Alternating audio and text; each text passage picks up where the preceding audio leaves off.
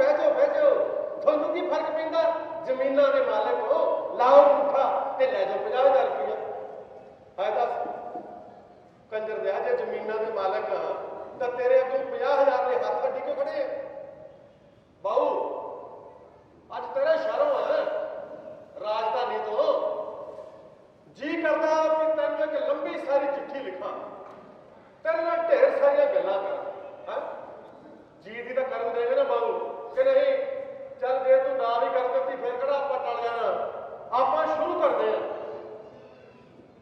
नाम बख्तावर सिंह पिंड मरण मिट्टी जिला गंदड़ा पानी सूबा लीडरां नूं पता हो ते देश चल छड्ड अगे मिले देश के प्रधानमंत्री बाबू जी साहब नूं बाबू हुण तेरा नाम तो याद मैं लै नहीं सकता हाँ देश का प्रधानमंत्री है बड़ा बंदा है वो भी जो नाम लैन लग पिया तो किन्ने ही नाम लेने पड़े है तो सारे इको जे होते हैं तेरे तो पहला जो बैठे थे वो भी तेरे वर्गे लगते सी तेरी शक्ल थोड़ी जी वक्री है तै वो बिच्छू वाली कहानी तो सुनी होनी ना बहू एक बार एक पिंड के बंदा बिच्छू वेचता फिरे तरह तरह के बिच्छू कोई भूरे जे रंग का कोई जमा ही काले रंग का कोई माड़कू जहा कोई दरमियाना कोई चंगा डाढ़ा फड़िया हुआ कीमत सारे की इको ही 5 रुपये खरीदने वाला पुछता कातों कहता हाथ ला के देख ला डंग सारे इको जहा मार लगे खून सारे इको जहा चूसणगे बहू गुस्सा ना कर जी सोचता होगा बखतौरा था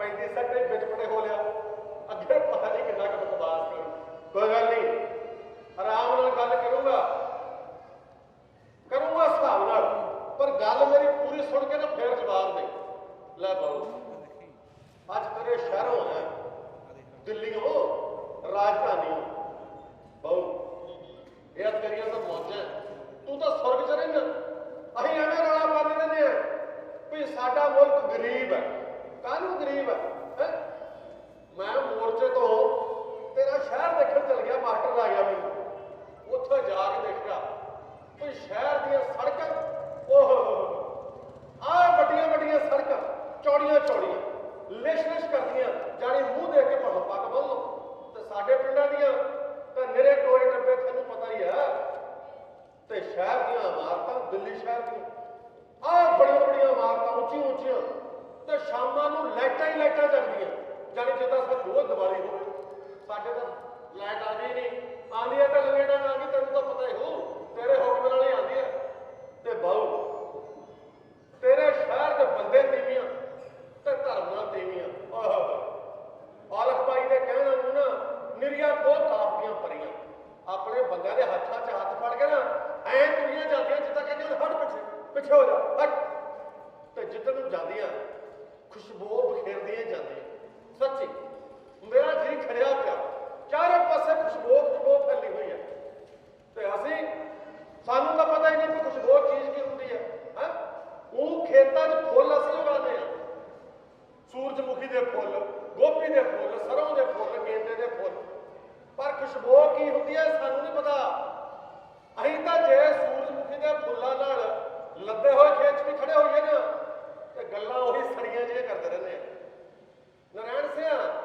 की लगदा किन्ना क तेल निकलिया किन्ना क झाड़ हो जू अगों नारायण सिंह भी ओहो जिहा लै वे बखतौरिया जे मींह कणी दा खतरा ना होया ना ते झाड़ ते चंगा निकलू बई बाकी रब दे रंग है आपां की कर सकदे लै बहु साडी तां सारी गल इत्थे आके मुक जांदी है भी सानू ऐ नहीं पता भी असीं कर की सकदे हां कल साडे पिंड वाला मास्टर उत्थों मोर्चे तो मैनूं लै गया कहंदा चल तैनूं शहर च घुमा के लियावां ते मैं शहर घूमण फिरन चल गया जदों मैं जावां मेरे कोल दी एक जनानी लंघी पता नहीं उहनूं मेरे कपड़िਆਂ 'चों कोई बो आई ਉਹਨੇ ਹੁੰਗਰ 'ਚ ਮਾਰੀ ਤੇ ਨੱਕ ਇਕੱਠਾ ਕੀਤਾ ਤੇ ਉਹਦਾ ਹੱਥ ਫੜ ਕੇ ਨਾਲ ਤੁਰੇ ਜਾਂਦਾ ਬੰਦਾ ਪਤਾ ਕੀ ਕਹਿੰਦਾ ਆ ਜੱਟਾ ਜ਼ਿਮੀਂਦਾਰਾਂ ਨੂੰ ਪਤਾ ਨਹੀਂ ਕਿੰਨੀ ਕੁ ਵੇਲ ਹੈ 4 ਮਹੀਨੇ ਆ ਗਏ ਉੱਥੇ ਬੈਠੇ ਬਾਰਡਰ ਤੇ ਆ ਕੇ ਉੱਠਣ ਦਾ ਨਾਂ ਨਹੀਂ ਲੈਂਦੇ ਜਿੱਥੇ ਦੇਖੋ ਚਾਰੇ ਪਾਸੇ ਖਿਲਾਰਾ ਪਾ ਦਿੰਦੇ ਆ ਚਾਰੇ ਪਾਸੇ ਗੰਦ ਪਾ ਦਿੰਦੇ ਆ ਨਿਰੀ ਬੋ ਫੈਲਾ ਦਿੰਦੇ ਆ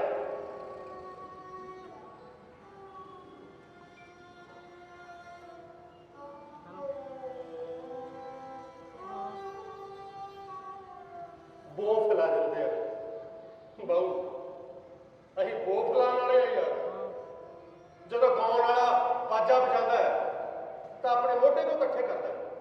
ਜਦੋਂ ਢੋਲਕੀ ਵਾਲਾ ਢੋਲਕੀ ਵਜਾਉਂਦਾ ਤੇ ਇੰਨਾ ਜ਼ਿਆਦਾ ਕਾਹਦੇ ਨਹੀਂ ਹੁੰਦਾ, ਜਦੋਂ ਤੂੰਬੀ ਵਾਲਾ ਤੂੰਬੀ ਵਜਾਉਂਦਾ ਤੇ ਐ ਮਨਦਾ ਕਿਉਂ ਹੈ? ਕਦੇ ਕਿਸੇ ਨੇ ਪੁੱਛਿਆ? ਕਦੇ ਕਿਸੇ ਨੇ ਸਵਾਲ ਨਹੀਂ। ਉਹ ਦਫ਼ਤਰ 'ਚ ਬੈਠਾ ਸਾਹਿਬ ਆਪਣੀਆਂ ਐਨਕਾਂ ਦੇ ਉੱਪਰ ਦੀ ਕਾਹਤੋਂ ਝਾਕਦਾ? ਤੁਸੀਂ ਵੋਟਾਂ ਵਾਲੇ ਦਿਨਾਂ 'ਚ ਇੰਨਾ ਕਿਤਾ ਮੁਸਕਰਾ ਲੈਂਦੇ। ਤੇ ਉਹ ਬਾਊ ਜਿਹਨੇ ਕਦੇ ਖੇਤਾਂ ਦੇ ਵਿੱਚ ਪੈਰ ਨਹੀਂ ਧਰਿਆ ਹੁੰਦਾ, ਉਹ ਵੀ ਖੇਤ ਦੇ ਵੱਟ ਤੇ ਖੜਾ ਹੋ ਕੇ ਐਂ ਕਿਤਾ ਕਹਿ ਦਿੰਦਾ, ਤੁਹਾਨੂੰ ਪਤਾ ਨਹੀਂ ਹੈ ਕਿ ਜੀਰੀ ਲਾਉਣ ਦੀ ਤਰੀਕ ਹਲੇ ਆਈ ਨਹੀਂ, ਤੁਸੀਂ ਕਿੱਦਾਂ ਲਾ ਲਈ ਜੀਰੀ, ਪੱਟੋ ਇਹਨੂੰ। ਕੀਤਾ ਕਦੀ ਕਿਸੇ ਨੇ ਉਹਨੂੰ ਸਵਾਲ? ਕਦੀ ਪੁੱਛਿਆ ਉਹਨੂੰ ਕਿਸੇ ਨੇ? ਤੇ ਫਿਰ ਅਸੀਂ ਜੱਟ ਜ਼ਿਮੀਂਦਾਰ ਜਿਹੜੇ ਖੇਤਾਂ ਦੇ ਵਿੱਚ ਦਿਨ ਰਾਤ ਇੱਕ ਕਰਦੇ ਆ, ਸਿਖਰ ਦੁਪਹਿਰੇ ਕਹਿੰਦੇ ਵਾਹਦੇ ਆ, ਸਿਆਲਾਂ ਦੀਆਂ ਠੰਡਾਂ 'ਚ ਠਰਦੇ ਆ, ਸੱਪਾਂ ਦੀਆਂ ਸਿਰੀਆਂ ਫੇਨੇ ਆ, ਤੇ ਮੁਲਕ ਦੇ ਵਿੱਚ ਅੰਨ ਦੇ ਭੰਡਾਰੇ ਭਰਦੇ ਆ, ਤੇ ਜਿਹੜੀਆਂ ਫਸਲਾਂ ਅਸੀਂ ਪੈਦਾ ਕਰਦੇ ਆ, ਜਦੋਂ ਪੈਦਾ ਹੀ ਅਸੀਂ ਸਿਆਲਾਂ ਦੇ ਵਿੱਚ ਆਪਣਾ ਮੁੜਕਾ ਬਹਾ ਕੇ ਹੈ ਤੇ ਸਾਡੇ ਸਰੀਰ 'ਚੋਂ ਪਸੀਨੇ ਦੀ ਬੋ ਨਹੀਂ ਆਊਗੀ ਤਾਂ ਹੋਰ ਇਹਨਾਂ ਦੀ ਮਾਂ ਦਾ ਸਿਰ ਆਊਗਾ। ਉਹ ਬੰਦਾ ਜਿਹਨੇ ਮੈਨੂੰ ਇੰਨੀ ਗੱਲ ਕਹਿਤੀ, ਉਹ ਕਿਤੇ ਲੰਡਨੋਂ ਤਾਂ ਆਇਆ ਨਹੀਂ ਸੀ, ਇੱਥੇ ਹੀ ਖਾਦਾ ਫਿਰਦਾ। ਫਿਰ ਉਹਨੇ ਇੰਨੀ ਗੱਲ ਕਾਹਤੋਂ ਕਹਿਤੀ? ਆਪਣੇ ਨਾਲ ਤੁਰੀ ਜਾਂਦੀ ਤੀਵੀਂ ਨੂੰ ਖੁਸ਼ ਕਰਨ ਲਈ। ਸਾਡੇ ਤੋਂ ਤਾਂ ਸਾਡੀਆਂ ਤੀਵੀਆਂ ਖੁਸ਼ ਹੁੰਦੀਆਂ ਨਹੀਂ, ਸਾਡੇ ਤਾਂ ਕਹਿੰਦੇ ਮੂੰਹ ਕੁਹਾੜੇ ਨਾਲ ਪੱਟਿਆ ਵੱਢ ਖਾਣ ਨੂੰ ਪੈਂਦੇ। ਪਰ ਯਾਰ ਐਂ ਤਾਂ ਨਹੀਂ, ਅਸੀਂ ਆਪਣੀਆਂ ਤੀਵੀਆਂ ਨੂੰ ਚਾਹੁੰਦੇ ਹੀ ਨਹੀਂ। ਅਸੀਂ ਕੋਈ ਕੀੜੇ ਤਾਂ ਨਹੀਂ, ਕੋਈ ਜਾਨਵਰ ਤਾਂ ਨਹੀਂ। ਸਾਡਾ ਵੀ ਜੀਅ ਕਰਦਾ, ਸਭ ਕੁਝ ਕਰਨ ਨੂੰ ਜੀਅ ਕਰਦਾ, ਸਾਰੇ ਖੇਖਣ ਕਰਨ ਨੂੰ ਜੀਅ ਕਰਦਾ, ਪਰ ਕਰੀਏ ਕੀ? ਖੇਤਾਂ 'ਚ ਮਿੱਟੀ ਨਾਲ ਮਿੱਟੀ ਹੋਏ ਰਹਿੰਦੇ। ਜਦੋਂ ਖੇਤਾਂ ਤੋਂ ਘਰ ਨੂੰ ਆਈਦਾ ਤਾਂ ਮਿੱਟੀ ਨਾਲ ਲਿਬੜੇ ਹੋਈਦਾ। ਤੇ ਯਾਰ ਜੇ ਨਹਾ ਵੀ ਲਵਾਂਗੇ ਤਾਂ ਗੁਲਾਬਾਂ ਤੋਂ ਤਾਂ ਨਹੀਂ ਖਿੜ ਜਾਵਾਂਗੇ। ਤੇ ਜਦੋਂ ਘਰੇ ਆਈਦਾ ਤਾਂ ਘਰ ਦੇ ਵਿੱਚ ਟੈਲੀਵਿਜ਼ਨ ਚੱਲਦਾ ਹੁੰਦਾ। ਟੈਲੀਵਿਜ਼ਨ ਦੇ ਉੱਤੇ ਗਾਣੇ ਚੱਲ ਰਹੇ ਹੁੰਦੇ ਆ। ਉਹਨਾਂ ਗਾਣਿਆਂ ਦੇ ਵਿੱਚ ਮੁੰਡੇ ਕੁੜੀਆਂ ਕਲੋਲਾਂ ਕਰਦੇ ਹੁੰਦੇ ਆ, ਇੱਕ ਦੂਜੇ ਦੇ ਪਿੱਛੇ ਭੱਜੇ ਨੱਠੇ ਫਿਰਦੇ ਹੁੰਦੇ ਆ, ਉੱਚੀ ਉੱਚੀ ਹੱਸਦੇ, ਇੱਕ ਦੂਜੇ ਨਾਲ ਸ਼ਰਾਰਤਾਂ ਕਰਦੇ। ਮੇਰਾ ਵੀ ਜੀਅ ਫਿਰ ਪੈਂਦਾ, ਮੈਂ ਚੌਂਕੇ ਵੱਲ ਨੂੰ ਨਜ਼ਰ ਮਾਰਦਾ। ਚੌਂਕੇ ਦੇ ਵਿੱਚ ਲਾਣੇਦਾਰ ਨਹੀਂ, ਰੋਟੀਆਂ ਪਕਾ ਰਹੀ ਹੁੰਦੀ ਹੈ, ਪਸੀਨੇ ਨਾਲ ਉਹਦੀ ਤਰਬਤਰ ਹੋਈ ਹੁੰਦੀ ਹੈ। ਨਜ਼ਰਾਂ ਨਾਲ ਨਜ਼ਰਾਂ ਮਿਲਦੀਆਂ ਤੇ ਪਾਣੀ ਦੇ 4 ਡੱਬੇ ਭਰਦੇ ਹੋਏ ਜਿਸਮ ਤੇ ਉਹ ਵੀ ਸੁੱਟ ਲੈਂਦੀ ਹੈ। ਇਨਸਾਨ ਆ ਯਾਰ, ਅਸੀਂ ਵੀ ਇਨਸਾਨ ਹਾਂ, ਸਾਡਾ ਵੀ ਜੀਅ ਕਰਦਾ ਸਭ ਕੁਝ ਕਰਨ ਨੂੰ, ਪਰ ਕਰੀਏ ਕੀ ਬਾਊ? ਸਾਡੇ ਲਈ ਤਾਂ ਉਹ ਪਲ ਵੀ ਕੰਮ ਭੁਗਤਾਨ ਵਰਗੇ ਹੁੰਦੇ ਆ। ਸ਼ਾਇਦ ਇਸੇ ਲਈ ਸਾਡੀਆਂ ਤੀਵੀਆਂ ਚੱਜ ਨਾਲ ਨਹੀਂ ਬੋਲਦੀਆਂ, ਸ਼ਾਇਦ ਇਸੇ ਲਈ ਵੱਢ ਖਾਣ ਨੂੰ ਪੈਂਦੀਆਂ। ਤੈਨੂੰ ਚੰਗਾ ਨਹੀਂ ਨਾ ਲੱਗਦਾ ਕਿ ਅਸੀਂ ਤੇਰੇ ਸ਼ਹਿਰ ਆਈਏ? ਸਾਡਾ ਵੀ ਜੀਅ ਨਹੀਂ ਕਰਦਾ ਦਿੱਲੀ ਆਉਣ ਨੂੰ।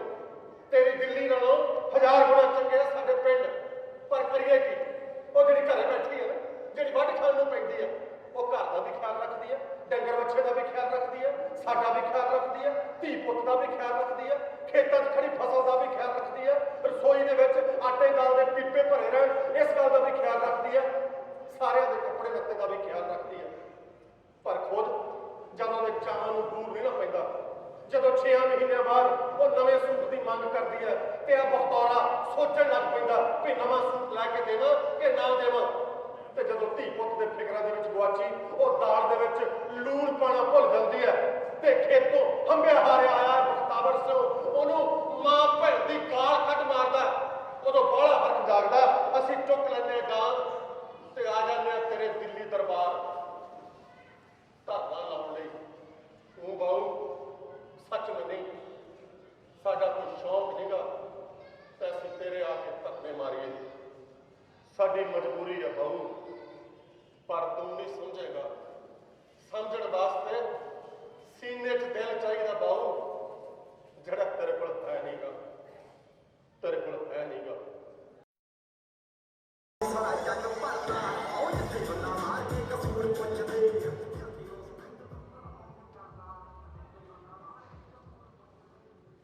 ਇੱਕ ਤਾਂ ਮੈਨੂੰ ਆਹ ਸਮਝ ਨਹੀਂ ਆਉਂਦੀ ਵੀ ਇਹ ਗਾਉਣ ਵਾਲੇ ਗੀਤ ਲਿਖਦੇ ਕਿੱਥੇ ਬੈਠ ਕੇ? ਇਹਨਾਂ ਨੂੰ ਸਾਡੇ ਵਰਗੇ ਜੱਟ ਦਿਸਦੇ ਨਹੀਂ, ਇਹੋ ਜਿਹੇ ਜੱਟ ਪਤਾ ਨਹੀਂ ਕਿੱਥੋਂ ਲੱਭ ਪੈਂਦੇ। ਮੈਨੂੰ ਲੱਗਦਾ ਵੀ ਇਹ ਗਾਉਣ ਵਾਲੀ ਦੀ ਨਸਲ ਹੀ ਇਹੋ ਜਿਹੀ ਹੈ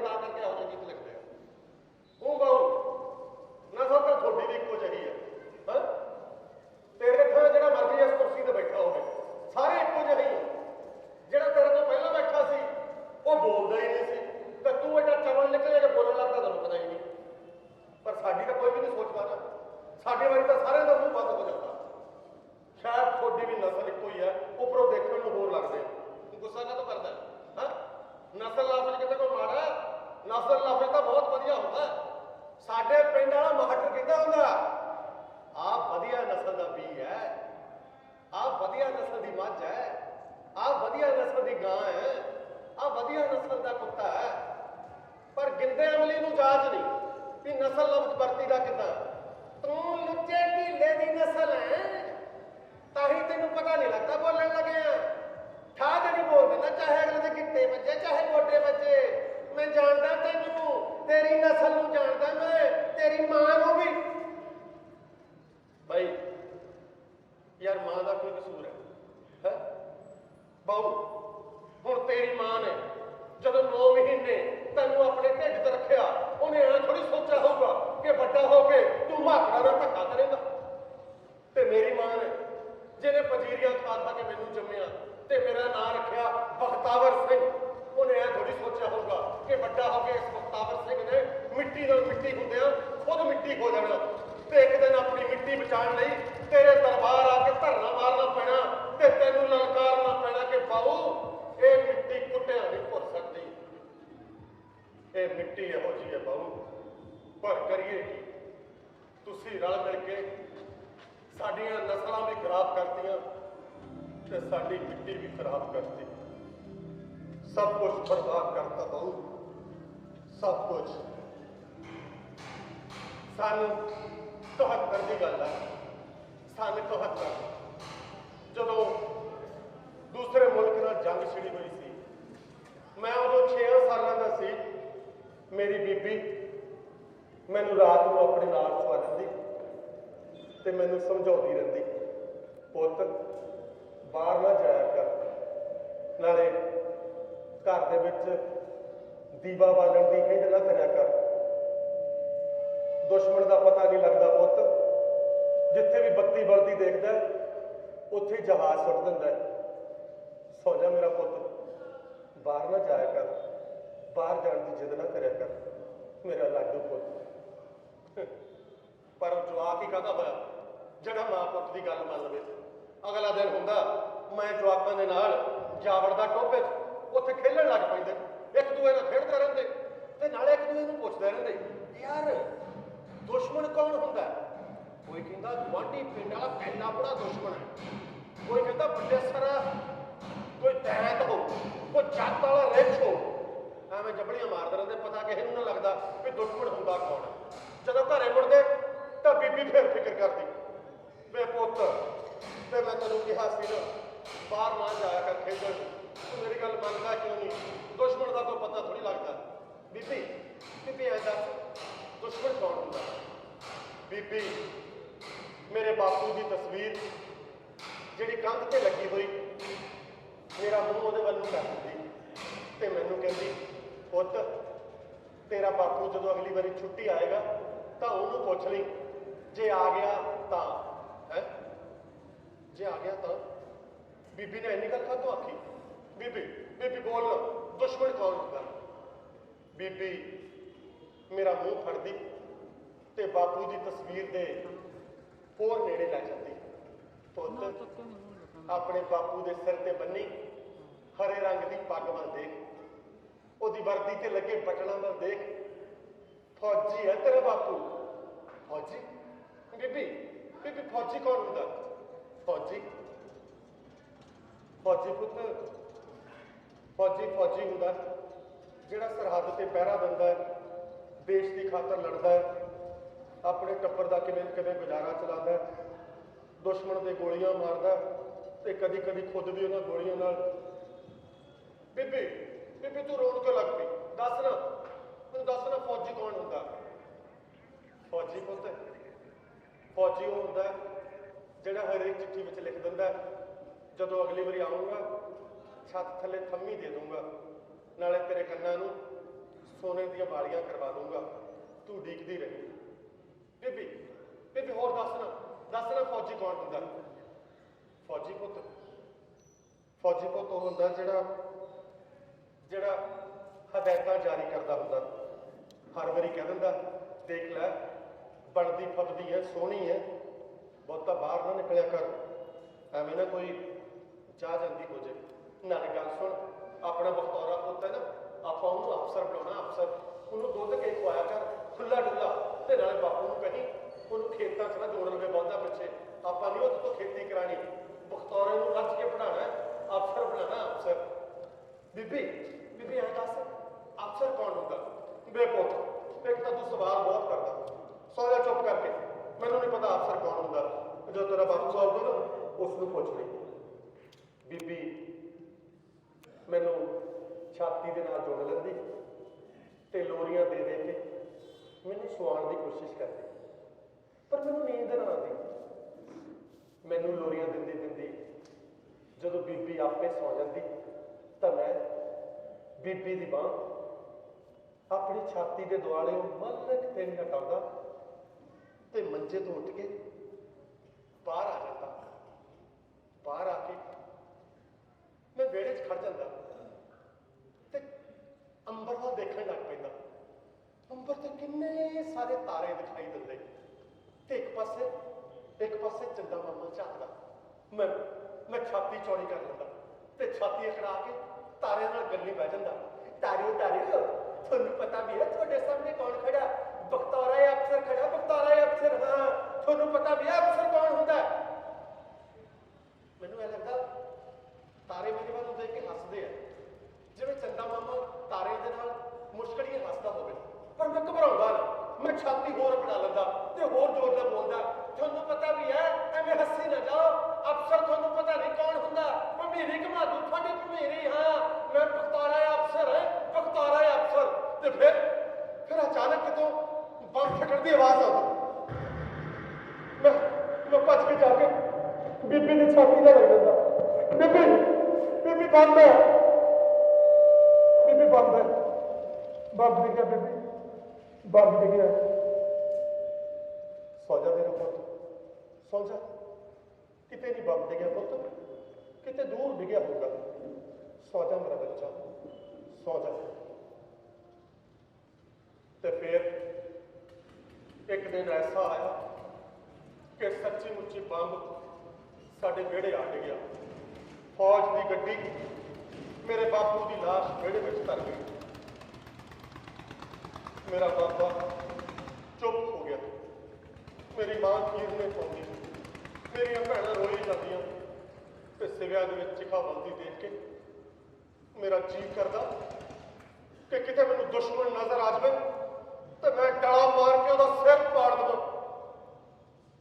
ਪਰ ਉਦੋਂ ਮੇਰੀ ਉਮਰ ਅਜੇ 12 ਸਾਲਾਂ ਦੀ ਸੀ। 12 ਸਾਲਾਂ ਦਾ ਜਵਾਨ ਕੀ ਜਾਣੇ ਕਿ ਦੁਸ਼ਮਣ ਕੌਣ ਹੁੰਦਾ। ਕਈਆਂ ਨੂੰ ਤਾਂ ਵੱਡੇ ਹੋ ਕੇ ਵੀ ਨਹੀਂ ਪਤਾ ਲੱਗਦਾ ਕਿ ਦੁਸ਼ਮਣ ਕੌਣ ਹੁੰਦਾ। ਮੇਰੀ ਬੀਬੀ ਨੂੰ ਕੰਨਾਂ ਦੀਆਂ ਵਾਲੀਆਂ ਤੱਕ ਹੀ ਮਿਲਣੀਆਂ ਸੀ, ਉਹਦੇ ਕੰਨ ਜਮੇ ਸੁੰਨੇ ਹੋ ਗਏ। ਬਾਬੇ ਨੂੰ ਅਧਰੰਗ ਹੋ ਗਿਆ ਤੇ ਮੈਂ ਆਪਣੇ ਫੌਜੀ ਬਾਪੂ ਦਾ ਲਾਡਲਾ ਅਫਸਰ ਪੁੱਤ ਬਖਤੌਰਾ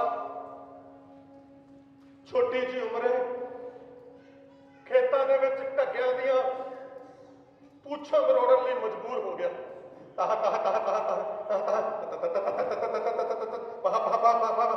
ਡਿੱਗ ਪਾ ਡਿੱਗ ਬਗਿਆ ਠੀਕ ਕਿਉਂ ਨਹੀਂ ਪੜਦਾ? ਚੱਲ ਚੱਲ ਚੱਲ ਚੱਲ, ਸ਼ਾਮ ਤੱਕ ਪੂਰਾ ਖੇਤ ਬਣ। ਤਾਹ ਤਾਹ ਤਾਹ ਤਾਹ ਤਾਹ ਤਾਹ। ਉਹ ਸ਼ੇਰੇ ਤੂੰ ਨਾਲ ਕਿਉਂ ਨਹੀਂ ਮਿਲਦਾ? ਪੰਜਾਲੀ ਬਾਹਰ ਨੂੰ ਖਿੱਚੀ ਜਾਂਦਾ। ਚੱਲ ਕਦਮ ਮਿਲਾ ਕੇ ਚੱਲ ਚੱਲ ਚੱਲ ਮੇਰਾ ਸ਼ਾਬਾਸ਼ ਸ਼ੇਰਾ, ਮੇਰਾ ਬੱਗਾ। ਚਾਹ ਚਾਹ ਤਾਹ ਤਾਹ ਤਾਹ ਤਾਹ ਤਾਹ ਤਾਹ।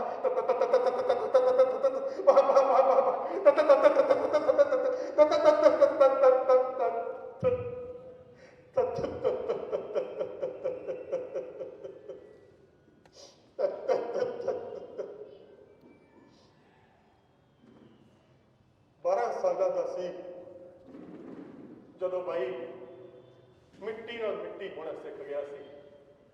12 ਸਾਲਾਂ ਦਾ ਬੜਾ ਕੁਝ ਦੇਖਿਆ ਬਾਈ। ਬਾਬੇ ਦੀ ਮੌਤ ਹੋ ਗਈ, ਬੀਬੀ ਨਾਲ ਮਿਲ ਕੇ ਭੈਣਾਂ ਦੇ ਵਿਆਹ ਕੀਤੇ ਤੇ ਫਿਰ ਬੀਬੀ ਨੇ ਮੇਰਾ ਵਿਆਹ ਕਰਤਾ। ਸੋਚਿਆ ਘਰ ਸੁੰਨਾ ਲੱਗਦਾ, ਨਵੀਂ ਵਿਆਹੀ ਆ ਗਈ ਘਰੇ, ਘਰ 'ਚ ਥੋੜੀ ਰੌਣਕ ਹੋ ਗਈ। ਤੇ ਫਿਰ ਬਾਊ ਤੈਨੂੰ ਪਤਾ ਹੀ ਹੈ ਸਾਡੇ ਸੂਬੇ 'ਚ ਕੀ ਵਾਪਰਿਆ।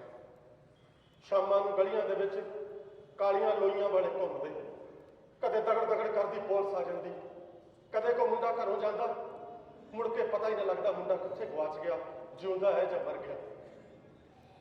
ਬੀਬੀ ਬਹੁਤ ਬੁੱਢੀ ਹੋ ਗਈ ਸੀ, ਪਰ ਫਿਕਰ ਪਹਿਲਾਂ ਨਾਲੋਂ ਵੀ ਕਿਤੇ ਜ਼ਿਆਦਾ ਕਰਦੀ ਸੀ।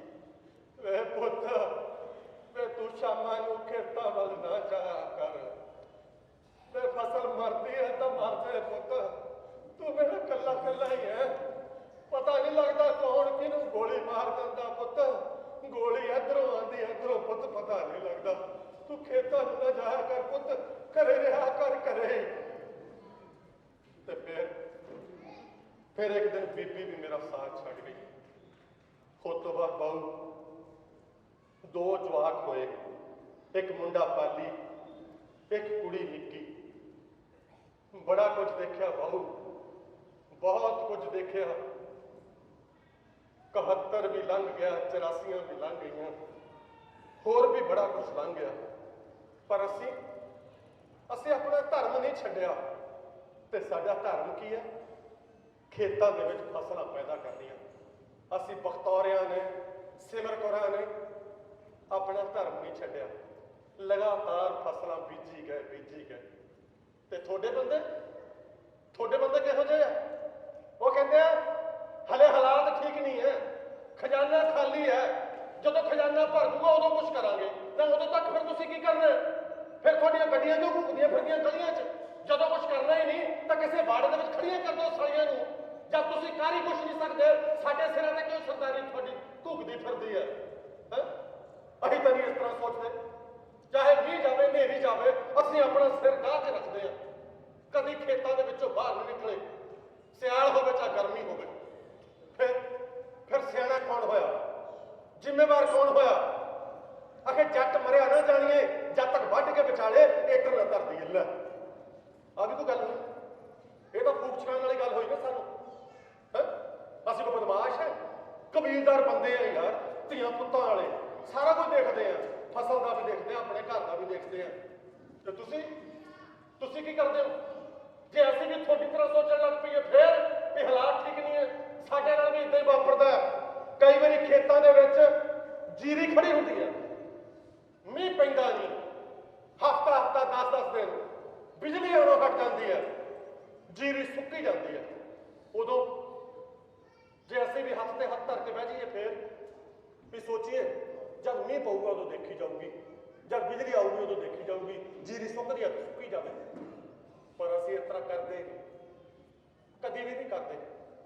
ਮਹਿੰਗੇ ਭਾਅ ਦਾ ਡੀਜ਼ਲ ਲਿਆ ਕੇ ਇੰਜਣ ਜੋੜ ਲੈਂਦੇ ਆ, ਪਰ ਜੀਰੀ ਸੁੱਕੀ ਨਹੀਂ ਰਹਿਣ ਦਿੰਦੇ। ਕਾਹਤੋਂ ਭਲਾ? ਕਾਹਤੋਂ ਕਰਦੇ ਆ? ਸਾਡਾ ਦਿਮਾਗ ਖਰਾਬ ਹੈ। ਕਾਹਤੋਂ ਕਰਦੇ ਏਦਾਂ?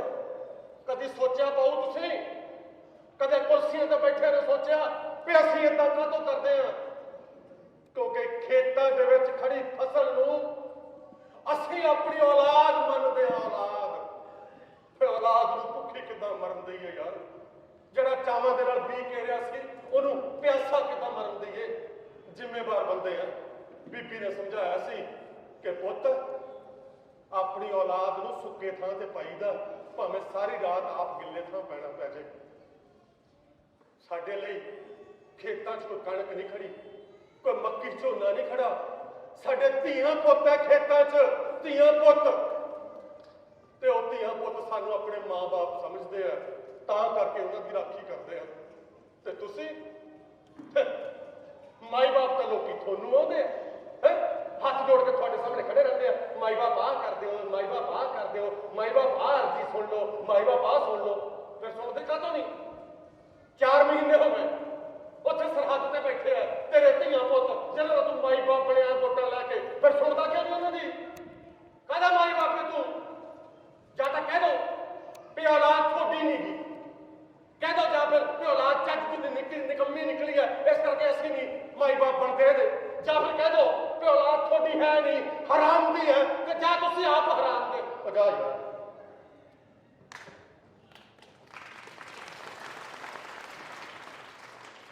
ਤੈਨੂੰ ਗਾਲ ਕੱਢਣੀ, ਵੱਡਾ ਬੰਦਾ ਹੈ, ਤੈਨੂੰ ਗਾਲ ਕੱਢ ਕੇ ਆਪਣੀ ਜ਼ਬਾਨ ਜ਼ਰੂਰ ਗੰਦੀ ਕਰਨੀ ਹੈ। ਨਾਲੇ ਤੂੰ ਵੱਡਾ ਹੈ, ਤੇਰੇ ਵਰਗੇ ਵੱਡੇ ਨੇ, ਤੁਸੀਂ ਸਾਨੂੰ ਗਾਲਾਂ ਕੱਢ ਸਕਦੇ। ਅਸੀਂ ਕਹਾ ਵਿਹੜੇ ਵਾਲੇ ਨੂੰ ਕੱਢ ਲਈਆਂ, ਵਿਹੜੇ ਵਾਲੇ ਕਹਾ ਭਈਆਂ ਨੂੰ ਕੱਢ ਲੈਂਦੇ ਆ, ਭਈਏ ਆਪਣੀ ਤੀਵੀਆਂ ਨੂੰ ਕੱਢ ਲੈਂਦੇ ਆ, ਤੀਵੀਆਂ ਕਹਾ ਜਵਾਕਾਂ ਨੂੰ ਕੱਢ ਲੈਂਦੀਆਂ, ਵੱਡੇ ਜਵਾਕ ਕਹਾ ਛੋਟੇ ਜਵਾਕਾਂ ਨੂੰ ਕੱਢ ਲੈਂਦੇ ਆ। ਇਹ ਤਾਂ ਸਾਲਾ ਐਂ ਚੱਲਦਾ। ਗਾਲ ਤਾਂ ਗਾਲ ਹੈ, ਹਮੇਸ਼ਾ ਛੋਟੇ ਤੇ ਵਰੂ। ਜਦ ਮਰਜ਼ੀ ਵਰਤਾ ਕੇ ਦੇਖ ਲਓ, ਗਾਲ ਛੋਟੇ ਤੇ ਵਰਦੀ ਹੈ ਤੇ ਧੱਕਾ ਛੋਟੇ ਨਾਲ ਹੀ ਹੁੰਦਾ। ਬਾਊ ਤੂੰ ਨਹੀਂ ਜਾਣਦਾ ਸਾਡੇ ਦਿਲਾਂ ਦੀਆਂ ਗੱਲਾਂ ਬਾਊ, ਤੂੰ ਨਹੀਂ ਜਾਣਦਾ ਅਸੀਂ ਕਿੱਡੇ ਸਿੱਧ ਪੱਧਰੇ ਬੰਦੇ ਆ ਤੇ ਸਾਨੂੰ ਤੁਸੀਂ ਬਣਾ ਕੇ ਦਿੱਤਾ, ਤੈਨੂੰ ਨਹੀਂ ਪਤਾ।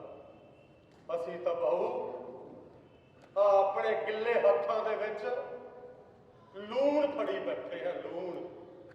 ਬਸ ਕਰੀਏ ਕੀ, ਸਾਡੀ ਕਦਰ ਨਹੀਂ ਪਈ, ਸਾਡੀ ਕਦਰ ਨਹੀਂ ਪਾਈ ਬਾਊ ਕਿਸੇ ਨੇ ਵੀ, ਸਾਡੀ ਕਦਰ ਨਹੀਂ ਪਾਈ ਤੁਸੀਂ ਨਾ।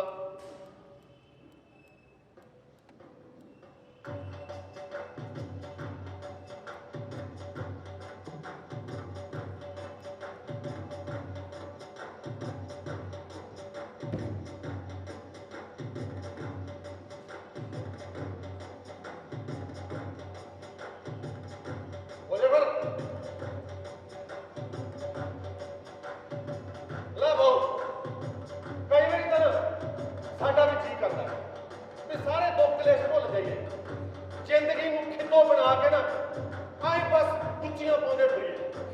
ਤੇ ਮੇਰੀ ਲਾਣੇਦਾਰ ਨਹੀਂ ਗੁਲਾਬੀ ਰੰਗ ਦਾ ਸੂਟ ਪਾ ਕੇ ਖੇਤਾਂ 'ਚ ਭੱਤਾ ਲੈ ਕੇ ਆਵੇ, ਲੱਸੀ ਦਾ ਕੜਵਾ ਉਹਦੇ ਸਿਰ ਤੇ ਹੋਵੇ ਤੇ ਮੈਂ ਕਣਕ ਨੂੰ ਪਾਣੀ ਲਾ ਰਿਹਾ ਹੋਵਾਂ ਤੇ ਮੈਨੂੰ ਸ਼ਰਾਰਤ ਸੁਝੇ, ਮੈਂ ਸ਼ਰਾਰਤ ਬਸ ਥੋੜਾ ਜਿਹਾ ਪਾਣੀ ਫੁੱਕ ਭਰ ਕੇ ਉਹਦੇ ਮੂੰਹ ਤੇ ਮਾਰਾਂ, ਉਹ ਹੱਸਣ ਲੱਗ ਪਵੇ, ਉਹ ਹੱਸੀ ਜਾਵੇ ਹੱਸਦੀ ਦੌੜੀ ਜਾਵੇ, ਐ ਜਾਨੀ ਜਿੱਦਾਂ ਮੱਕੀ ਦੀਆਂ ਖਿੱਲਾਂ ਹੁੰਦੀਆਂ, ਏਦਾਂ ਉਹਦਾ ਹਾਸਾ ਗੁੱਜੇ, ਉਹਨੂੰ ਵੀ ਮਸ਼ਗੂਲਾ ਸੁਝੇ, ਉਹ ਲੱਸੀ ਦਾ ਕੜਵਾ ਘੁਮਾ ਕੇ ਮੇਰੇ ਕੱਪੜਿਆਂ ਤੇ ਰੋੜ ਦੇਵੇ, ਮੈਂ ਉਹਦੇ ਪਿੱਛੇ ਨੱਚਣ ਲੱਗ ਪਵਾਂ, ਉਹ ਮੇਰੇ ਅੱਗੇ ਤੇ ਮੈਂ ਉਹਦੇ ਪਿੱਛੇ ਦੋਵੇਂ ਜਣੇ ਅਸੀਂ ਫਸਲਾਂ ਦੇ ਵਿੱਚ ਦੌੜਦੇ ਫਿਰੀਏ।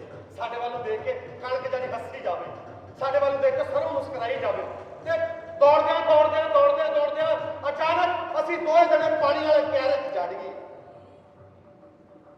ਤੇ ਪਾਣੀ ਵਾਲੇ ਕਿਆਰੇ 'ਚ ਨਾ ਉਹਦਾ ਉੱਠਣ ਨੂੰ ਜੀ ਕਰੇ ਨਾ ਮੇਰਾ ਉੱਠਣ ਨੂੰ ਜੀ ਕਰੇ, ਜਾਨੀ ਇੱਕ ਦੂਜੇ ਵੱਲ ਨੂੰ ਦੇਖੀ ਜਾਈਏ ਅੱਖਾਂ 'ਚ ਅੱਖਾਂ ਪਾ ਕੇ, ਜਿੱਦਾਂ ਫਿਲਮਾਂ ਵਾਲੇ ਕਰਦੇ ਹੁੰਦੇ। ਤੇ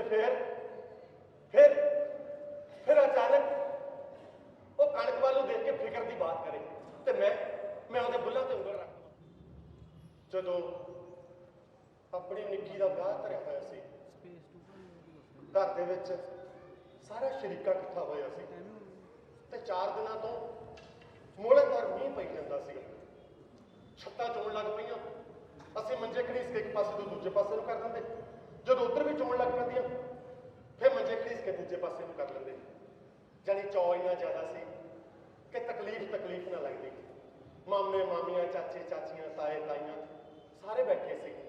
ਨਿੱਕੀ ਆਪਣੇ ਹੱਥਾਂ ਤੇ ਮਹਿੰਦੀ ਲਾ ਕੇ ਬੈਠੀ ਸੀ, ਪੂਰੀਆਂ ਬਾਹਾਂ ਚੂੜੇ ਨਾਲ ਭਰੀਆਂ ਹੋਈਆਂ, ਗੁੱਛਮ ਗੁੱਛਾ ਹੋਈ ਮੰਜੇ ਤੇ ਬੈਠੀ ਬਾਹਲੀ ਸੋਹਣੀ ਲੱਗਦੀ ਸੀ। ਕਦੇ ਕੋਈ ਉਹਦੇ ਨਾਲ ਗੱਲੀ ਪੈ ਜਾਂਦਾ, ਕਦੇ ਕੋਈ ਗੱਲੀ ਪੈ ਜਾਂਦਾ ਤੇ ਫਿਰ ਉਹ ਆਪਣੇ ਵੀਰ ਪਾਲੀ ਨੂੰ ਆਪਣੇ ਕੋਲ ਬਿਠਾ ਲੈਂਦੀ ਤੇ ਮੱਤਾਂ ਦੇਣ ਲੱਗ ਪੈਂਦੀ ਜਿੱਦਾਂ ਕੋਈ ਬੁੱਢੀ ਔਰਤ ਹੁੰਦੀ ਹੈ। ਪਾਲੀ ਵੀਰੇ ਦੇਖ, ਮੈਂ ਤਾਂ ਹੁਣ ਚਲੇ ਜਾਣਾ, ਕਦੀ ਕਦਾਈ ਆਇਆ ਕਰਨਾ, ਤੂੰ ਮੰਮੀ ਡੈਡੀ ਦੇ ਕੋਲ ਰਿਹਾ ਕਰੀ, ਐਵੇਂ ਬਾਹਰ ਨਾ ਘੁੰਮੀ ਜਾਈ ਆਪਣੇ ਆੜੀਆਂ ਨਾਲ, ਮੰਮੀ ਡੈਡੀ ਦਾ ਖਿਆਲ ਰੱਖੀ। ਅਸੀਂ ਆਪਣੀ ਨਿੱਕੀ ਵੱਲ ਨੂੰ ਦੇਖਦੇ, ਸਾਨੂੰ ਲੱਗਦਾ ਕਿੱਡੀ ਸਿਆਣੀ ਹੋ ਗਈ ਹੈ ਲਾਡੋ ਧੀ ਸਾਡੀ, ਚੂੜਾ ਪਾ ਕੇ। ਫਿਰ ਅਚਾਨਕ ਬਾਹਰੋਂ ਰੌਲਾ ਸੁਣਾਈ ਦਿੱਤਾ, ਕਿਸੇ ਨੇ ਕਿਹਾ ਕਿ ਪਾਲੀ ਦੇ ਚਾਚੇ ਦਾ ਖੇਤਾਂ ਵਿੱਚ ਜਿਹੜਾ ਕੋਠਾ ਛੱਤਿਆ ਹੋਇਆ ਉਹ ਮੀਂਹ ਕਰਕੇ ਢਹਿ ਗਿਆ।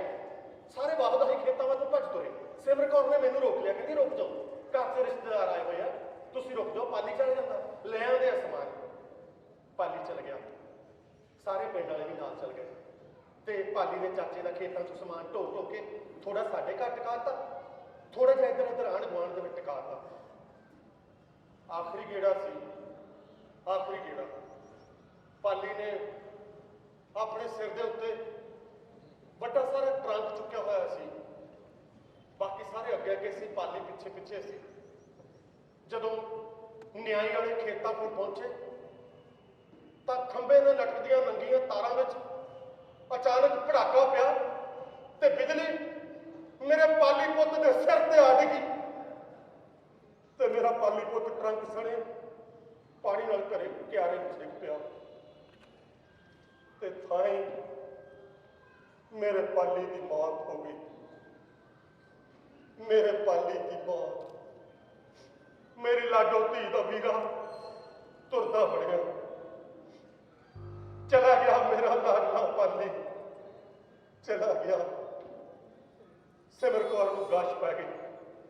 बाकी सारे रिश्तेदारों को समझ ना आवे कि वह सानू चुप कराण कि अपना रोना रोकण। तो जदों मैं अपने पाली पुत की लाश को बैठा सी तो अचानक पता नहीं किवें मेरी नज़र कंध ते लगी मेरे फौजी बापू की तस्वीर वाल उठ पई तो मेरे तो पुछ हो गया, बापू तू सारी उम्र 16-17 साल देश की खातर सरहद ते लड़िया, 16-17 साल फिर तेरे पिंड दियां तारां अजे तक नंगियां ते ढिल्लियां क्यों ने? मैनू पता सी जे बापू जिंदा भी हुंदा बापू ने जवाब नहीं सी देना। बहुतियां नूं नहीं पता इहदा जवाब की है, पर मेरा पाली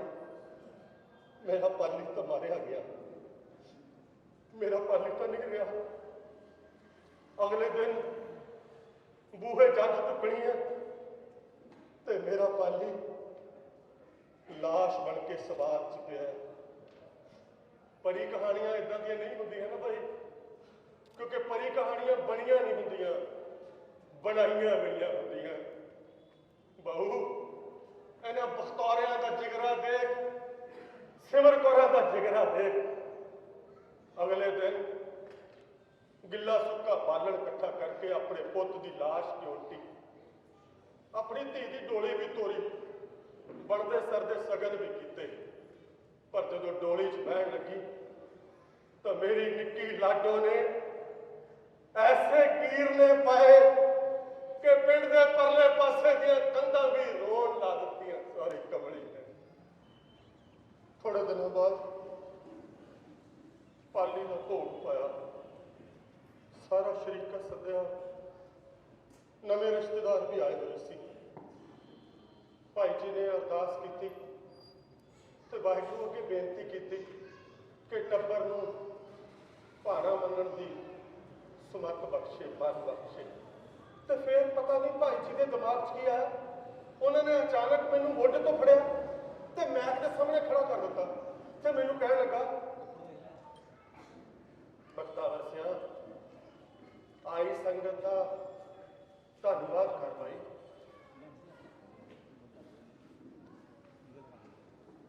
मैं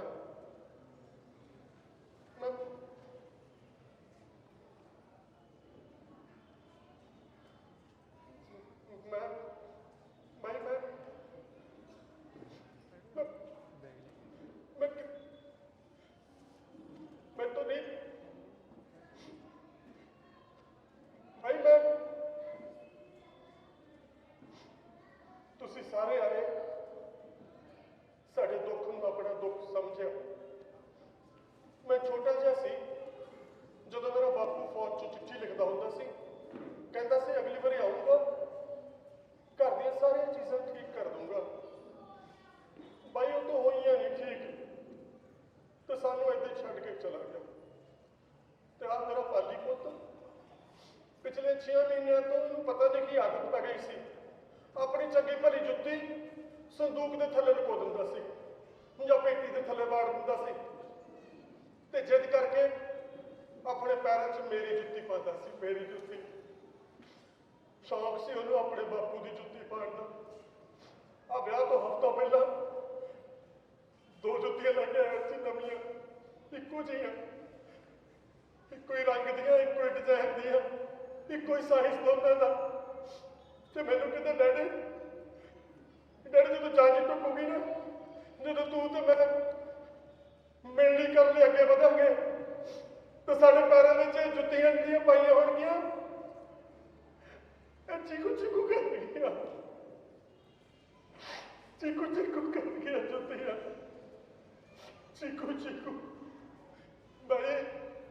भाई मैं उस जुत्ती का की करावां, किहड़ी पेटी के थले लुकावां भाई, किहड़े संदूक च छुपा देवां।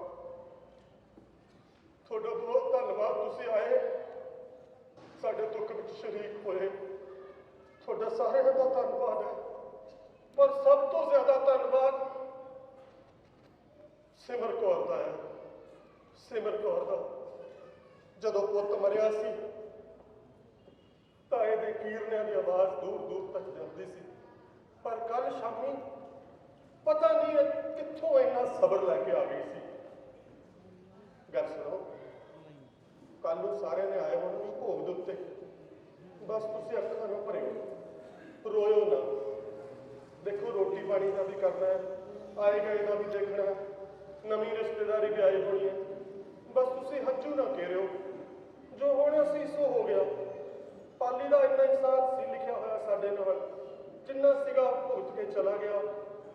ਪਾਲੀ ਦੀ ਇੰਨੀ ਉਮਰ ਲਿਖੀ ਹੋਈ ਸੀ, ਪਾਲੀ ਦੇ ਡੈਡੀ ਇੰਨੀ ਉਹ ਲਿਖੀ ਸੀ। ਬਕਵਾਸ ਹੈ, ਬਕਵਾਸ ਕਰਦੀ ਹੈ ਤੂੰ। ਇੰਨੀ ਲਿਖੀ ਹੋ ਸੀ, ਜਿੰਨੀ ਲਿਖੀ ਹੋ ਸੀ ਭੋਗ ਕੇ ਚਲਾ ਗਿਆ। ਕਿਹਨੇ ਲਿਖੀ ਸੀ ਇੰਨੀ?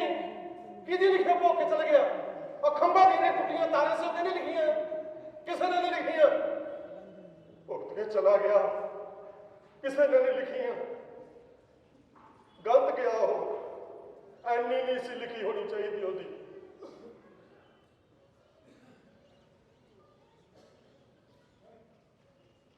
ਬਾਊ, ਬਾਊ, ਪਿਛਲੇ 73 ਸਾਲਾਂ 'ਚ ਤੇਰੇ ਕੋਲੋਂ ਨਾ ਸਾਡੀਆਂ ਤਾਰਾਂ ਕੱਸੀਆਂ ਗਈਆਂ, ਨਾ ਸਾਡੇ ਪਿੰਡਾਂ ਦੀਆਂ ਤਾਰਾਂ ਕੱਸੀਆਂ ਗਈਆਂ। ਤੇਰੇ ਸ਼ਹਿਰ ਦੀਆਂ ਤਾਰਾਂ ਕਿਤੋਂ ਹੋਰੋਂ ਆਉਂਦੀਆਂ ਹੈ। ਉਹਨਾਂ ਦਾ ਠੇਕਾ ਕਿਸੇ ਹੋਰ ਨੂੰ ਦਿੱਤਾ ਹੋਇਆ। ਬੋਲਦਾ ਕਦੋਂ ਨਹੀਂ, ਜਵਾਬ ਕਦੋਂ ਨਹੀਂ ਦਿੰਦਾ? ਕੁਛ ਤਾਂ ਬੋਲ, ਕਿਸੇ ਤੇ ਤਾਂ ਇਲਜ਼ਾਮ ਧਰ ਬਾਊ। ਤੈਨੂੰ ਬੋਲਣਾ ਪੈਣਾ, ਮੇਰਾ ਪੁੱਤ ਮਰਿਆ, ਜਵਾਨ ਪੁੱਤ। ਕੁਛ ਤਾਂ ਬੋਲ ਬਾਊ, ਕੁਛ ਤਾਂ ਬੋਲ। ਨਹੀਂ, ਕੋਈ ਗੱਲ ਨਹੀਂ, ਕਰਾਂਗੇ ਤੇਰੇ ਨਾਲ ਵੀ ਗੱਲ ਬਾਊ, ਕਰਾਂਗੇ। ਕਹਿੰਦੇ ਆ ਬਹੁਤ ਪਹਿਲਾਂ ਕਿਸੇ ਨੇ ਮਿੱਥ ਦਿੱਤਾ ਸੀ ਕਿ ਕਿਹੜਾ ਬੰਦਾ ਕਿਹੜਾ ਕੰਮ ਕਰੂਗਾ। ਕਿਸੇ ਨੇ, ਕੋਈ ਵੱਡਾ ਵਿਦਵਾਨ ਸੀ ਕਹਿੰਦੇ, ਉਹਨੇ ਕਿਸੇ ਗ੍ਰੰਥ 'ਚ ਕਹਿੰਦੇ ਲਿਖ ਦਿੱਤਾ ਸੀ ਵੀ ਵੱਡੇ ਬੰਦੇ ਜਿਹੜੇ ਹੁੰਦੇ ਆ ਉਹ ਸਿਰਾਂ 'ਚੋਂ ਨਿਕਲਦੇ ਆ, ਜਿਹੜੇ ਉਸ ਤੋਂ ਥੋੜੇ ਜਿਹੇ ਛੋਟੇ ਹੁੰਦੇ ਆ ਉਹ ਬਾਹਾਂ 'ਚੋਂ ਨਿਕਲਦੇ ਆ, ਅਸੀਂ ਲੱਤਾਂ 'ਚੋਂ ਨਿਕਲਦੇ ਆ ਤੇ ਵਿਹੜੇ ਵਾਲੇ ਪੈਰਾਂ 'ਚੋਂ ਨਿਕਲਦੇ ਆ। ਤੇ ਫਿਰ ਬਾਊ, ਜਿਹੜੇ ਤੁਸੀਂ ਸਿਰਾਂ ਵਾਲੇ ਹੋ, ਰੋਟੀ ਆਪਣੀ ਆਪੇ ਕਿਉਂ ਨਹੀਂ ਕਮਾ ਲੈਂਦੇ, ਆਪੇ ਕਿਉਂ ਨਹੀਂ ਖਾ ਲੈਂਦੇ? ਲੱਤਾਂ ਔਰ ਪੈਰਾਂ ਵਾਲਿਆਂ ਵੱਲ ਕਾਹਤੋਂ ਦੇਖਦੇ ਹੋ? ਹੈ, ਆਪੇ ਖਾ ਲਿਆ ਕਰੋ। ਸਾਨੂੰ ਤਾਂ ਅਕਲ ਹੈ ਨਹੀਂ। ਸਾਨੂੰ ਤਾਂ ਤੁਹਾਡੇ ਬੰਦੇ ਇਹੀ ਕਹਿੰਦੇ ਵੀ ਤੁਹਾਨੂੰ ਅਕਲ ਨਹੀਂ ਹੈ। ਜੇ ਅਕਲ ਹੁੰਦੀ ਤਾਂ ਫਸਲਾਂ ਬਦਲ ਬਦਲ ਕੇ ਬੀਜਦੇ, ਫਸਲੀ ਚੱਕਰ ਅਪਣਾਉਂਦੇ। ਇਹਨਾਂ ਨੂੰ ਅਕਲ ਨਹੀਂ, ਬੂਝੜ ਨੇ। ਤੁਹਾਨੂੰ ਤਾਂ ਅਕਲ ਹੈ ਨਾ, ਫਿਰ ਤੁਸੀਂ ਕਰ ਲਓ। ਹੈ, ਤੁਸੀਂ ਕਰ ਲਓ। ਤੁਹਾਡੇ ਅਕਲਾਂ ਵਾਲਿਆਂ ਨੇ ਸਾਡੀ ਮੱਤ ਮਾਰੀ ਹੋਈ ਹੈ। ਇੰਨੇ ਸਾਲਾਂ ਤੋਂ ਤੁਹਾਡੇ ਅਕਲਾਂ ਵਾਲਿਆਂ ਨੇ ਸਾਡੀ ਮੱਤ ਮਾਰੀ ਹੋਈ ਹੈ। ਸਾਨੂੰ ਸਿਖਾਇਆ ਕਿ ਅਸੀਂ ਪੰਜਾਬੀ ਜੱਟ ਸ਼ੀਸ਼ੀ, ਬਹਾਦਰ ਕੌਮ ਸ਼ੀਸ਼ੀ, ਸਭ ਤੋਂ ਧੜੱਲੇਦਾਰ ਕੌਮ ਸ਼ੀਸ਼ੀ, ਸਾਰਿਆਂ ਤੋਂ ਸਿਰੇ ਦੀ ਜਿਹੜੀ ਡਰਦੀ ਨਹੀਂ ਸ਼ੀਸ਼ੀ, ਬਾਕੀ ਸਾਰੇ ਕੀੜੇ ਮਕੌੜੇ ਸ਼ੀ। ਆਹੀ ਸਿਖਾਇਆ ਨਾ ਸਾਨੂੰ, ਤੇ ਅਸੀਂ ਆਹੀ ਫੂਕ ਛਕਦੇ ਰਹੇ, ਆਹੀ ਫੂਕ ਛਕੀ ਗਏ ਅਸੀਂ। ਜੇ ਤੂੰ ਲੱਗਦਾ ਵੀ ਬਹੁਤਾ ਸਿਆਣਾ ਫਿਰ ਕੰਮ ਕਰ। ਅੱਜ ਦਾ ਸਾਡੇ ਵਾਲਾ ਕੰਮ ਹੈ, ਇਹ ਤੂੰ ਸਾਂਭ ਲੈ ਜਾਂ ਤੇਰੇ ਸਿਆਣੇ ਸਾਂਭ ਲੈਣ। ਅਸੀਂ ਤੇਰੇ ਵਾਲਾ ਕੰਮ ਸਾਂਭ ਲੈਂਦੇ ਹਾਂ। ਅਸੀਂ ਥੋੜੀ ਜਿਹੀ ਆਪਣੇ ਸਿਰ ਦੀ ਮਾਲਿਸ਼ ਕਰਾ ਲਾਂਗੇ, ਤੂੰ ਆਪਣੀ ਲੱਤਾਂ ਦੀ ਮਾਲਿਸ਼ ਕਰਾ ਲੈ। ਤੁਹਾਡੇ ਕੋਲ ਅਕਲ ਬਹੁਤ ਹੈ, ਤੁਸੀਂ ਤਾਂ ਚੱਕ ਦੋਗੇ ਫੱਟੇ। ਤੁਹਾਡੇ ਸਿਆਣਿਆਂ ਦਾ ਹੀ ਕਾਰਨਾਮਾ ਸੀ। ਪਤਾ ਨਹੀਂ ਸਰਹੱਦ ਉੱਤੇ ਕੀ ਖਤਰਾ ਦਿਸਿਆ, ਦਿਸਿਆ ਜਾਂ ਨਹੀਂ ਦਿਸਿਆ, ਪਰ ਨਾਰਾ ਦੇਤਾ ਵੀ ਜੈ ਜਵਾਨ, ਜੈ ਜਵਾਨ। ਤੇ ਅਸੀਂ ਕੱਸ ਕੇ ਬੂਟ ਪਾ ਕੇ ਵਰਦੀਆਂ ਜਾ ਚੜੇ ਪਹਾੜਾਂ ਤੇ, ਆਪਣੇ ਭਰਾਵਾਂ ਨਾਲ ਲੜ ਪਏ।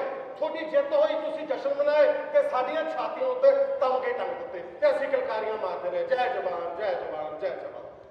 ਤੇ ਫਿਰ ਤੁਹਾਨੂੰ ਖੇਤ 'ਚ ਅੰਨ ਦੇ ਭੰਡਾਰੇ ਘਟਦੇ ਨਜ਼ਰ ਆਏ ਤੇ ਤੁਸੀਂ ਨਾਰਾ ਦੇਤਾ ਜੈ ਕਿਸਾਨ। ਤੇ ਅਸੀਂ ਕਮਲਿਆਂ ਨੇ ਜੈ ਕਿਸਾਨ ਦੇ ਨਾਰੇ ਦੀ ਫੂਕ 'ਚ ਆ ਕੇ ਆਪਣੀ ਮਿੱਟੀ ਦੀ ਐਸੀ ਦੀ ਤੈਸੀ ਕਰਕੇ ਰੱਖ ਦਿੱਤੀ। ਇੰਨੀਆਂ ਫਸਲਾਂ ਬੀਜੀਆਂ, ਇੰਨੀਆਂ ਫਸਲਾਂ ਬੀਜੀਆਂ ਕਿ ਮਿੱਟੀ ਦਾ ਕਚੂਮਰ ਕਰਕੇ ਰੱਖ ਦਿੱਤਾ। ਸੱਚੀ ਬਾਈ, ਮੇਰੇ ਬਾਪੂ ਦੇ ਟਾਈਮ ਖੇਤਾਂ ਵਿੱਚ ਇੱਕੋ ਹੀ ਫਸਲ ਪੈਦਾ ਹੁੰਦੀ ਸੀ ਸਾਰੇ ਸਾਲ 'ਚ, ਇੱਕੋ ਹੀ। ਕਿਤੇ ਦੋ ਹੋ ਗਈਆਂ ਤਾਂ ਹੋ ਗਈਆਂ, ਨਹੀਂ ਤਾਂ ਇੱਕੋ ਹੀ ਹੁੰਦੀ ਸੀ। 6-6 ਮਹੀਨੇ ਖੇਤਾਂ ਨੂੰ ਸੰਨਵਾਂ ਛੱਡੀ ਰੱਖਦੇ ਸੀ। ਜਿੱਦਾਂ ਜਾਣੀ ਤੀਵੀਂ ਨੂੰ ਇੱਕ ਜਵਾਕ ਜੰਮਣ ਤੋਂ ਬਾਅਦ ਆਰਾਮ ਦਿੱਤਾ ਜਾਂਦਾ, ਦੂਜੇ ਜਵਾਕ ਤੋਂ ਪਹਿਲਾਂ, ਏਦਾਂ ਜ਼ਮੀਨ ਨੂੰ ਸੰਨਵੀਂ ਛੱਡ ਦਿੰਦੇ ਸੀ। ਫਿਰ 1 ਤੋਂ 2 ਫਸਲਾਂ ਹੋਈਆਂ, ਫਿਰ 2 ਤੋਂ 3 ਹੋਈਆਂ, ਫਿਰ 3 ਤੋਂ 4 ਹੋਈਆਂ। ਤੁਹਾਡੇ ਮੁਲਕ ਦੇ ਅੰਨ ਦੇ ਭੰਡਾਰੇ ਭਰਨ ਲਈ ਅਸੀਂ ਆਪਣੀ ਮਾਂ ਨੂੰ, ਆਪਣੀ ਮਿੱਟੀ ਨੂੰ, ਆਪਣੀ ਜ਼ਮੀਨ ਨੂੰ कोठे ते बैठी रंडी बना के रखता रंडी आ ले आ थोड़ी जी दवाई खा ले होर काल तू ले आ मैं स्प्रे छिड़क देना ले मैं खाद पा देना आ नवी स्प्रे आई है आ नवी दवाई आई है आ गोलियां आ ले कैप्सूल छोड़ देना ले आ बहुत बढ़िया दवाई है ले छिड़क देने होर फसल ले आ दवाई आ स्प्रे आ रहे आ खाद आ दवाई आ दवाई आ दवाई आ दवाई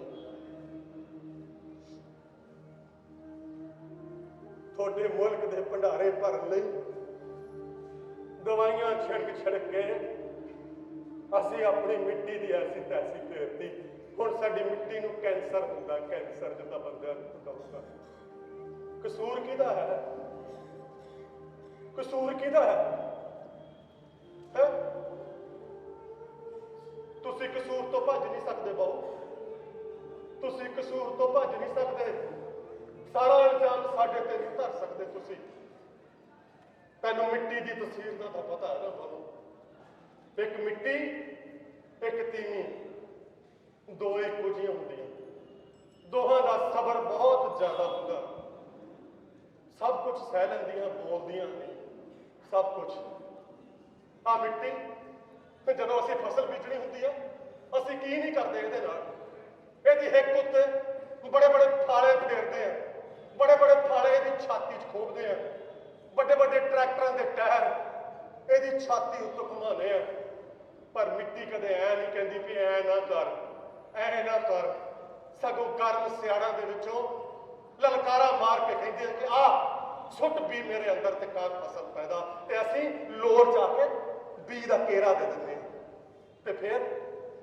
सुआगा मार के मिट्टी नूं सुआ दिंदे आ ताकि वो साडे बी नूं साडी औलाद नूं सांभ लवे फिर असीं उहनूं छड्ड दिंदे आराम करन लई उहनूं हवा लगे उहनूं धुप्प लगे ते फिर असीं टो के देखते हैं हुण पत्ती निकलूगी हुण करूंबल फुटेगी ते जिस दिन धरती की हिक पाड़ के पहली अड़ू ही पत्ती बाहर निकलती है तो मन खेड़ उठता है हुण वधिया फसल पैदा होगी हुण दाने घरे आउणगे हुण धी पुत दा ढिड भरेगा हुण मेले जावांगे हुण गभरू भंगड़े पाणगे हुण धीआं किकली पाणगियां गिद्धा पाणगियां जवाक किलकारियां मारनगे आस सी भाई आस सी असल जट दी जून जट एवें नहीं सी भड़का मारदा एवें नहीं सी धूमा चादरा छड़ के मेले नूं जांदा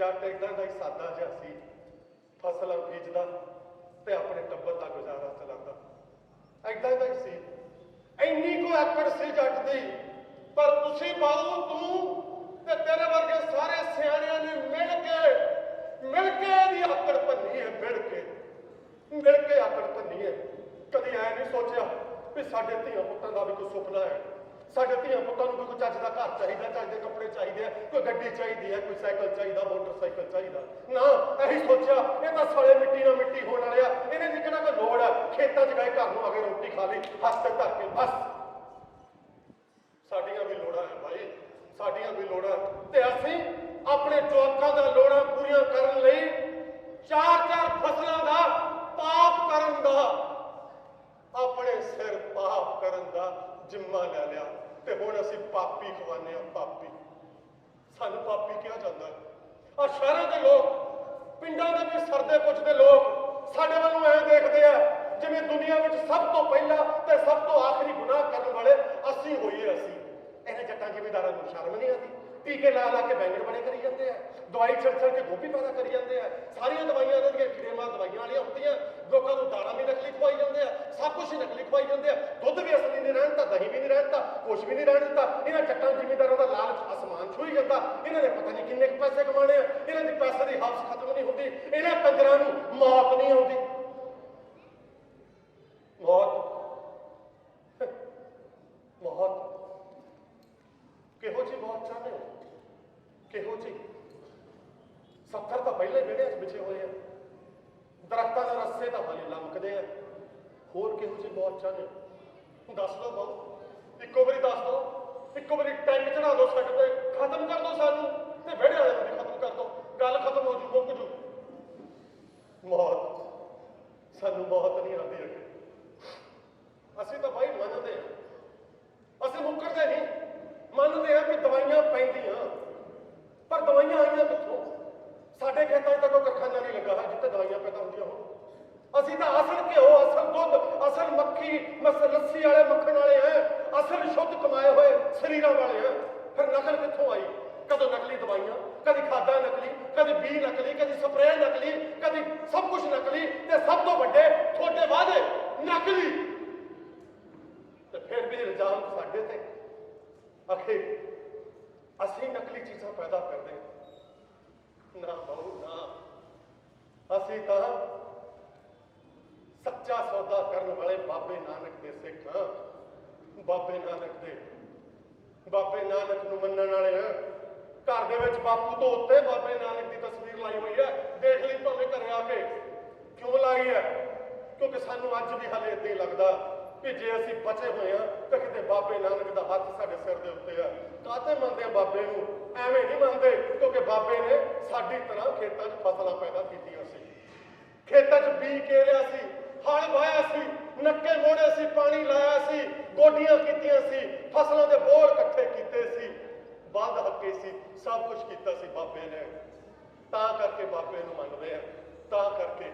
ਤੇ ਤੁਸੀਂ ਬਾਬੇ ਦਾ ਗੁਰਪੁਰਬ ਤਾਂ ਤੁਸੀਂ ਵੀ ਮਨਾਉਂਦੇ ਹੋ, ਤੇ ਤੇਰੇ ਵਰਗੇ ਹੋਰ ਜਿਹੜੇ ਚੰਡੀਗੜ੍ਹ ਬੈਠੇ ਉਹ ਵੀ ਮਨਾਉਂਦੇ ਆ, ਤੇ ਫਿਰ ਉੱਥੇ ਪਤਾ ਨਹੀਂ ਕਿਹਨੂੰ ਬਾਬੇ ਦਾ ਵਾਰਿਸ ਦੱਸ ਦਿੰਦੇ ਨਾ। ਵਾਰਿਸ ਕੌਣ ਹੁੰਦਾ ਬਾਈ ਸੱਚੀ ਦੱਸਿਓ ਵੀ ਵਾਰਿਸ ਕੌਣ ਹੁੰਦਾ? ਕਿਹਨੂੰ ਮੰਨਦੇ ਤੁਸੀਂ ਆਪਣਾ ਵਾਰਿਸ? ਸੱਚੀ ਦੱਸਿਓ। ਮੈਂ ਖੇਤੀ ਕਰਦਾ, ਮੇਰਾ ਬਾਪੂ ਵੀ ਖੇਤੀ ਕਰਦਾ ਸੀ, ਫਿਰ ਮੈਂ ਉਹਦਾ ਵਾਰਿਸ ਹੋਇਆ ਨਾ। ਮੇਰਾ ਪੁੱਤ ਜੇ ਮੇਰੀ ਤਰ੍ਹਾਂ ਖੇਤੀ ਕਰੂ, ਮੇਰੇ ਅਸੂਲਾਂ ਤੇ ਪਹਿਰਾ ਦਊ, ਮੇਰੇ ਤੋਂ ਵੀ ਵਧੀਆ ਅਸੂਲ ਬਣਾਊ, ਤਾਂ ਹੀ ਬਣੂਗਾ ਮੇਰਾ ਵਾਰਿਸ, ਨਹੀਂ ਤਾਂ ਕਾਹਦਾ ਮੇਰਾ ਵਾਰਿਸ? ਕੋਈ ਜੰਮਣ ਨਾਲ ਤਾਂ ਇਕੱਲਾ ਵਾਰਿਸ ਨਹੀਂ ਬਣ ਜਾਂਦਾ। ਬਾਬੇ ਨੇ ਕਿਹਾ ਸੀ ਕਿਰਤ ਕਰੋ, ਨਾਮ ਜਪੋ, ਵੰਡ ਛਕੋ। ਅਸੀਂ ਸਭ ਕੁਝ ਕਰਦੇ ਹਾਂ। ਅਸੀਂ ਬਾਬੇ ਦੀ ਹਰਿਆਲੀ ਸੁੱਕਣ ਨਹੀਂ ਦਿੱਤੀ। ਬਾਬੇ ਨੇ ਜਿਹੜਾ ਖੇਤਾਂ ਨੂੰ ਪਾਣੀ ਲਾਇਆ ਸੀ ਉਹ ਅਸੀਂ ਸੁੱਕਣ ਨਹੀਂ ਦਿੱਤਾ।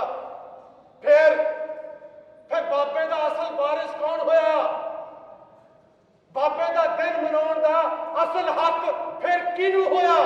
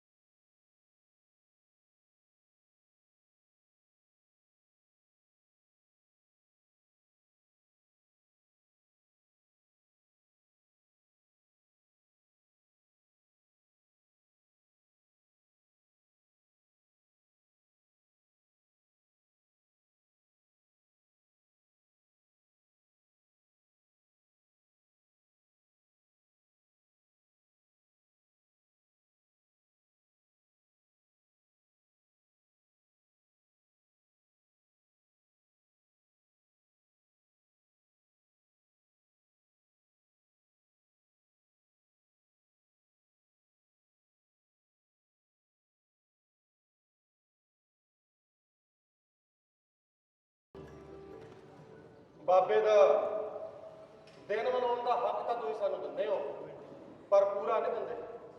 ਅੱਧਾ ਦਿੰਦੇ ਹੋ, ਅੱਧਾ। ਤੂੰ ਵੀ ਤੇ ਤੇਰੇ ਨਾਲ ਦੇ ਬਾਕੀ ਵੀ ਸਾਰੇ ਅੱਧਾ ਹੱਕ ਦਿੰਦੇ ਹੋ। ਬਾਬੇ ਦੇ ਗੁਰਪੁਰਬ ਤੇ ਗੁਰਦੁਆਰੇ ਜਾਈਏ, ਉੱਥੇ ਜੋੜਾ ਘਰ 'ਚ ਜੋੜਿਆਂ ਦੀ ਸੇਵਾ ਕਰੀਏ, ਮੱਥਾ ਟੇਕੀਏ, ਪ੍ਰਸ਼ਾਦ ਲਈਏ, ਬਾਣੀ ਸੁਣੀਏ, ਲੰਗਰ ਛਕੀਏ, ਜੋੜੇ ਪਹਿਨੀਏ ਤੇ ਘਰਾਂ ਨੂੰ ਆ ਜਾਏ। ਬਸ ਜਦੋਂ ਬਾਬੇ ਦਾ ਨਗਰ ਕੀਰਤਨ ਨਿਕਲੇ, ਉੱਥੇ ਝਾੜੂ ਮਾਰੀਏ, ਪਾਣੀ ਦਾ ਛਿੜਕਾਅ ਕਰੀਏ, ਜਦੋਂ ਪਾਲਕੀ ਸਾਹਿਬ ਆਵੇ ਪ੍ਰਸ਼ਾਦ ਲਈਏ, ਪ੍ਰਸ਼ਾਦ ਛਕੀਏ ਤੇ ਘਰਾਂ ਨੂੰ ਆ ਜਾਈਏ। ਬਸ ਇੰਨਾ ਹੱਕ ਦਿੰਦੇ ਹੋ ਤੁਸੀਂ ਸਿਰਫ ਸਾਨੂੰ, ਇੰਨਾ। ਪਰ ਜੇ ਬਾਬੇ ਦੀ ਬਾਣੀ, ਬਾਬੇ ਦਾ ਸ਼ਬਦ ਸਾਡੇ ਕੰਨਾਂ ਥਾਣੀ, ਸਾਡੇ ਦਿਲ 'ਚ ਵੜ ਕੇ, ਸਾਡੇ ਦਿਮਾਗ 'ਚੋਂ ਘੁੰਮ ਕੇ ਸਾਡੇ ਬੁੱਲਾਂ ਤੇ ਆ ਜਾਏ ਕਿ ਖੁਰਾਸਾਨ ਖਸਮਾਨਾ ਕੀਆ, ਹਿੰਦੁਸਤਾਨ ਡਰਾਇਆ, ਏਤੀ ਮਾਰ ਪਈ ਕੁਰਲਾਣੇ, ਤੈ ਕੀ ਦਰਦ ਨਾ ਆਇਆ, ਫਿਰ ਤਕਲੀਫ ਕਿਉਂ ਹੁੰਦੀ ਤੁਹਾਨੂੰ? ਫਿਰ ਕਿਉਂ ਤਕਲੀਫ ਹੁੰਦੀ ਹੈ? ਰਾਜੇ ਸ਼ੀ ਮੁਕੱਦਮ ਕੁੱਤੇ, ਜਾਏ ਜਗਾਏ ਬੈਠੇ ਸੁੱਤੇ। ਹੁਣ ਸੂਲ ਚੁੱਪੀ ਤੇਰੇ, ਚੁੱਪਦੀ ਨਾ ਸੂਲ। ਬਾਬੇ ਦੇ ਮੰਨਣ ਵਾਲੇ ਆ, ਅੱਧਾ ਨਹੀਂ ਮੰਨਾਂਗੇ ਬਾਬੇ ਨੂੰ, ਮੰਨਾਂਗੇ ਤਾਂ ਪੂਰਾ ਮੰਨਾਂਗੇ। ਬਾਬੇ ਨੇ ਕਿਰਤ ਦੀ ਗੱਲ ਕੀਤੀ, ਨਾਮ ਜਪਣ ਦੀ, ਵੰਡ ਛਕਣ ਦੀ, ਪਰ ਬਾਬੇ ਨੇ ਬਾਬਰ ਦੇ ਮੂੰਹ ਤੇ ਹੱਕ ਸੱਚ ਦੀ ਆਵਾਜ਼ ਵੀ ਉਠਾਈ ਸੀ, ਡਾਂਗ ਚੁੱਕਣ ਨੂੰ ਵੀ ਕਿਹਾ ਸੀ। ਜੇ ਮੰਨਾਂਗੇ ਬਾਬੇ ਨੂੰ ਤਾਂ ਪੂਰਾ ਮੰਨਾਂਗੇ, ਤੋ ਔਖਾ ਕਰੂਗਾ ਤਾਂ ਡਾਂਗ ਵੀ ਚੁੱਕਾਂਗੇ। ਬਾਬੇ ਨੂੰ ਅੱਧਾ ਨਹੀਂ ਮੰਨਣਾ, ਪੂਰਾ ਮੰਨਣਾ, ਪੂਰੇ ਦਾ ਪੂਰਾ। ਹਾਂ ਬਾਊ, ਤੈਂ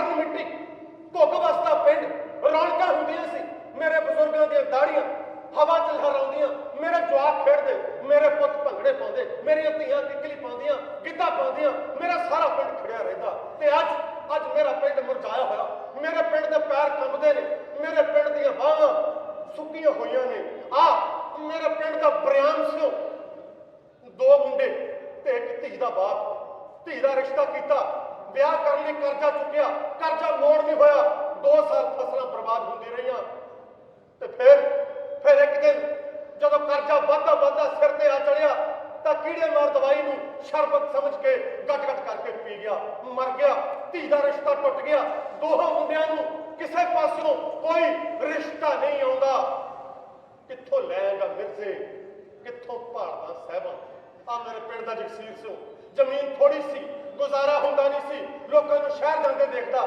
ਕਿ ਸ਼ਹਿਰ ਜਾ ਕੇ ਦਿਹਾੜੀਆਂ ਕਰਦੇ ਆ ਰੋਟੀ ਬੰਨੀ ਪੂਣੇ ਦੇ ਵਿੱਚ ਸਾਈਕਲ ਦੇ ਪਿੱਛੇ ਰੱਖੀ ਤੇ ਸ਼ਹਿਰ ਜਾ ਵੜਿਆ ਸ਼ਹਿਰ ਜਾ ਕੇ ਆਪਣੀ ਜ਼ਾਤ ਨਹੀਂ ਦੱਸੀ ਜ਼ਾਤ ਲੁਕੋਲੀ ਜਿੱਥੇ ਕੰਮ ਮਿਲਿਆ ਸਿਰ ਝੁਕਾ ਕੇ ਕੰਮ ਕਰਨਾ ਸ਼ੁਰੂ ਕਰਤਾ ਹਾਲੇ ਮਹੀਨਾ ਲੰਘਿਆ ਸੀ ਕਿਸੇ ਨੂੰ ਪਤਾ ਲੱਗ ਗਿਆ ਕਿ ਇਹ ਤਾਂ ਸੰਧੂਆਂ ਦਾ ਮੁੰਡਾ ਉਹਨੇ ਗੋਲੀ ਮਾਰੀ ਤੈਨੂੰ ਸ਼ਰਮ ਨਹੀਂ ਆਉਂਦੀ ਸੰਧੂਆਂ ਦਾ ਮੁੰਡਾ ਹੋ ਕੇ ਇੱਥੇ ਤੂੰ ਦਿਹਾੜੀਆਂ ਕਰਦਾ ਗੋਲੀ ਚੱਕਦੀ ਹਿੱਕ 'ਚ ਵੱਜੀ ਸਾਈਕਲ ਸਮੇਤ ਨਹਿਰ 'ਚ ਛਾਲ ਮਾਰਦੀ ਮਰ ਗਿਆ ਸ਼ਰੀਕੇ ਨੇ ਉਹਦੀ ਘਰ ਵਾਲੀ ਨੂੰ ਛੋਟੇ ਦੇ ਬਿਠਾਤਾ ਹੁਣ ਘਰ ਵਾਲੀ ਦੇ ਜਵਾਕ ਹੋਣ ਵਾਲਾ ਪਹਿਲੇ ਦਾ ਦੋਏ ਜੀ ਸਭਾ 'ਚ ਬੈਠੇ ਰਹਿੰਦੇ ਆ ਮੁੰਡਾ ਘਰ ਵਾਲੀ ਵੱਲ ਨੂੰ ਦੇਖਦਾ ਘਰ ਵਾਲੀ ਕੰਧ ਤੇ ਲੱਗੀ ਤਸਵੀਰ ਵੱਲ ਨੂੰ ਦੇਖਦੀ ਰਹਿੰਦੀ ਹੈ ਓਏ ਕਿੱਥੇ ਗਏ ਤੇਰੇ ਰਾਂਝੇ ਕਿੱਥੋਂ ਲੱਭੇਗਾ ਤੂੰ ਵੀਰ ਮੇਰੇ ਪਿੰਡ ਦਾ ਦੌਲਤ ਸਿੰਘ ਦੁੱਲਾ ਜੱਟ ਕਹਿੰਦੇ ਸੀ ਸਾਰੇ ਇਹਨੂੰ ਭਲਵਾਨ ਨਹੀਂ ਕਰਦਾ ਸੀ ਕਦੇ ਪਿੱਛ ਨਹੀਂ ਸੀ ਲੱਗਣ ਦਿੰਦਾ ਮੁੰਡਾ ਚਿੱਟੇ ਨੇ ਖਾ ਲਿਆ ਪਤਾ ਲੱਗਾ ਕਿ ਚਿੱਟੇ ਦੇ ਵਪਾਰੀ ਸ਼ਹਿਰ 'ਚ ਬੈਠੇ ਨੇ ਜਾ ਕੇ ਵਪਾਰੀਆਂ ਨੂੰ ਢਾਲਿਆ ਵਪਾਰੀ ਦੇ ਬੰਦੇ ਇਕੱਠੇ ਹੋ ਗਏ ਉਹਨਾਂ ਨੇ ਇਕੱਠੇ ਹੋ ਕੇ ਉਹਨੂੰ ਐਸਾ ਕੁੱਟਿਆ ਡਾਂਗਾਂ ਦੇ ਨਾਲ ਜਿੱਦਾਂ ਛਲੀਆਂ ਟੁੱਟੀ ਦੀਆਂ ਲੱਕ ਦਾ ਮਣਕਾ ਟੁੱਟ ਗਿਆ ਤੇ ਹੁਣ ਦੌਲਤ ਸਿੰਘ ਮੰਜੇ ਨਾਲ ਚਿੰਬੜਿਆ ਰਹਿੰਦਾ ਮੰਜੇ ਨਾਲ ਉੱਠ ਨਹੀਂ ਸਕਦਾ ਦੁੱਲਾ ਜੱਟ ਅਕਬਰ ਬਾਦਸ਼ਾਹ ਦਾ ਟੱਕਰ ਕਿਵੇਂ ਲਵੇ ਕੌਣ ਦੇਗਾ ਇਸ ਸਵਾਲ ਦਾ ਜਵਾਬ ਕੌਣ ਦੇਗਾ ਇਸ ਸਵਾਲ ਦਾ ਜਵਾਬ ਵਤਨ ਸੋ 3 ਮੁੰਡਿਆਂ ਦਾ ਪਿਓ ਸਭ ਤੋਂ ਵੱਡਾ ਮੁੰਡਾ ਨਸ਼ੇ ਨੇ ਖਾ ਲਿਆ ਵਿਚਕਾਰਲਾ ਇਟਲੀ ਦੇ ਵਿੱਚ ਮੱਛੀਆਂ ਦਾ ਖਾਜਾ ਬਣ ਗਿਆ ਸਭ ਤੋਂ ਛੋਟੇ ਨੇ ਹੱਥ ਖੜੇ ਕਰਤੇ ਮੈਂ ਨਹੀਂ ਕਰਦਾ ਖੇਤੀ ਤੂੰ ਇੰਨੇ ਸਾਲਾਂ ਤੋਂ ਖੇਤੀ ਕਰਦਾ ਫਿਰ ਤੂੰ ਕਿਹੜਾ ਮਹਿਲ ਉਸਾਰ ਲੈ ਮੈਂ ਨਹੀਂ ਕਰਦਾ ਖੇਤਾਂ ਦੇ 2 ਪੈਰ ਤੁਰੇ ਫਿਰਦੇ ਸੀ ਜੇ 4 ਤੁਰਨ ਲੱਗ ਪਏ ਫਿਰ ਕਿਹੜਾ ਤੂੰ ਛੱਤ ਲਏਗਾ ਮਹਿਲ ਤੇਰੀਆਂ ਕੋਠੀਆਂ ਪੈ ਜਾਣਗੀਆਂ ਮੈਂ ਨਹੀਂ ਕਰਦਾ ਖੇਤੀ ਤੇਰੀਆਂ ਸਾਰੀਆਂ ਚੀਜ਼ਾਂ ਦੇ ਰੇਟ ਵਧਦੇ ਆ ਤੇਰੀ ਫਸਲ ਦਾ ਰੇਟ ਨਹੀਂ ਵਧਦਾ ਮੈਂ ਨਹੀਂ ਕਰਦਾ ਖੇਤੀ ਵਤਨ ਸੋ ਨੂੰ ਗੁੱਸਾ ਆ ਗਿਆ ਉਹਨੇ ਡਾਂਗ ਚੱਕ ਲਈ ਮੁੰਡੇ ਨੇ ਇੱਕ ਗਾਲ ਕੱਢ ਦਿੱਤੀ ਘਰ ਵਾਲੀ ਮਿੰਨਤਾਂ ਕਰਦੀ ਹੈ ਕਿਉਂ ਜਲੂਸ ਕੱਢਦੇ ਹੋ ਸ਼ਰੀਕੇ ਦੇ ਵਿੱਚ ਕਿਉਂ ਜਲੂਸ ਕੱਢਦੇ ਹੋ ਪਰ ਉਹਦੇ ਕੋਲ ਕਿਸੇ ਗੱਲ ਦਾ ਕੋਈ ਜਵਾਬ ਨਹੀਂ ਕਿਸੇ ਗੱਲ ਦਾ ਕੋਈ ਜਵਾਬ ਉਹਦੇ ਕੋਲ ਨਹੀਂ ਹੈ ਤੁਹਾਡੇ ਕੋਲ ਕਿਸੇ ਗੱਲ ਦਾ ਜਵਾਬ ਹੈ ਕੋਈ ਜਵਾਬ ਤੁਹਾਡੇ ਕੋਲ ਹੈ ਕੋਈ ਜਵਾਬ ਕਿਉਂ ਬਾਊ ਤੇਰੇ ਕੋਲ ਜਵਾਬ ਹੈ ਭਾਈ ਤੁਹਾਨੂੰ ਕੀ ਲੱਗਦਾ ਬਾਊ ਕੀ ਜਵਾਬ ਦਊਗਾ ਹਾਂ ਭਾਈ ਜਿਹੜੇ ਪਿੱਛੇ ਬੈਠੇ ਹੋ ਤੁਹਾਨੂੰ ਕੀ ਲੱਗਦਾ ਹੈ ਕਿ ਬਾਊ ਇਹਨਾਂ ਸਾਰੀਆਂ ਗੱਲਾਂ ਦਾ ਕੀ ਜਵਾਬ ਦਊਗਾ ਬੋਲੋ ਕੁਝ ਸਮਝ ਆਉਂਦੀ ਕਿ ਬਾਊ ਇਹਨਾਂ ਗੱਲਾਂ ਦਾ ਜਵਾਬ ਕੀ ਦਊਗਾ ਕੁਝ ਪੱਲੇ ਪੈਂਦਾ ਤੁਹਾਡੇ ਜੇ ਨਹੀਂ ਪੈਂਦਾ ਤਾਂ ਮੈਂ ਦੱਸਦਾ ਬਹੁਤ ਸਾਲ ਹੱਡ ਰਗੜਾਏ ਆ 4 ਮਹੀਨੇ ਮੋਰਚੇ ਚਲਾਏ ਆ ਸਭ ਖੇਡਾਂ ਸਮਝ ਆ ਗਈਆਂ ਹੁਣ ਭਾਈ ਸਭ ਸਮਝ ਆ ਗਈਆਂ ਮੈਂ ਦੱਸਦਾ ਕਿ ਬਾਊ ਜਵਾਬ ਕੀ ਦਊਗਾ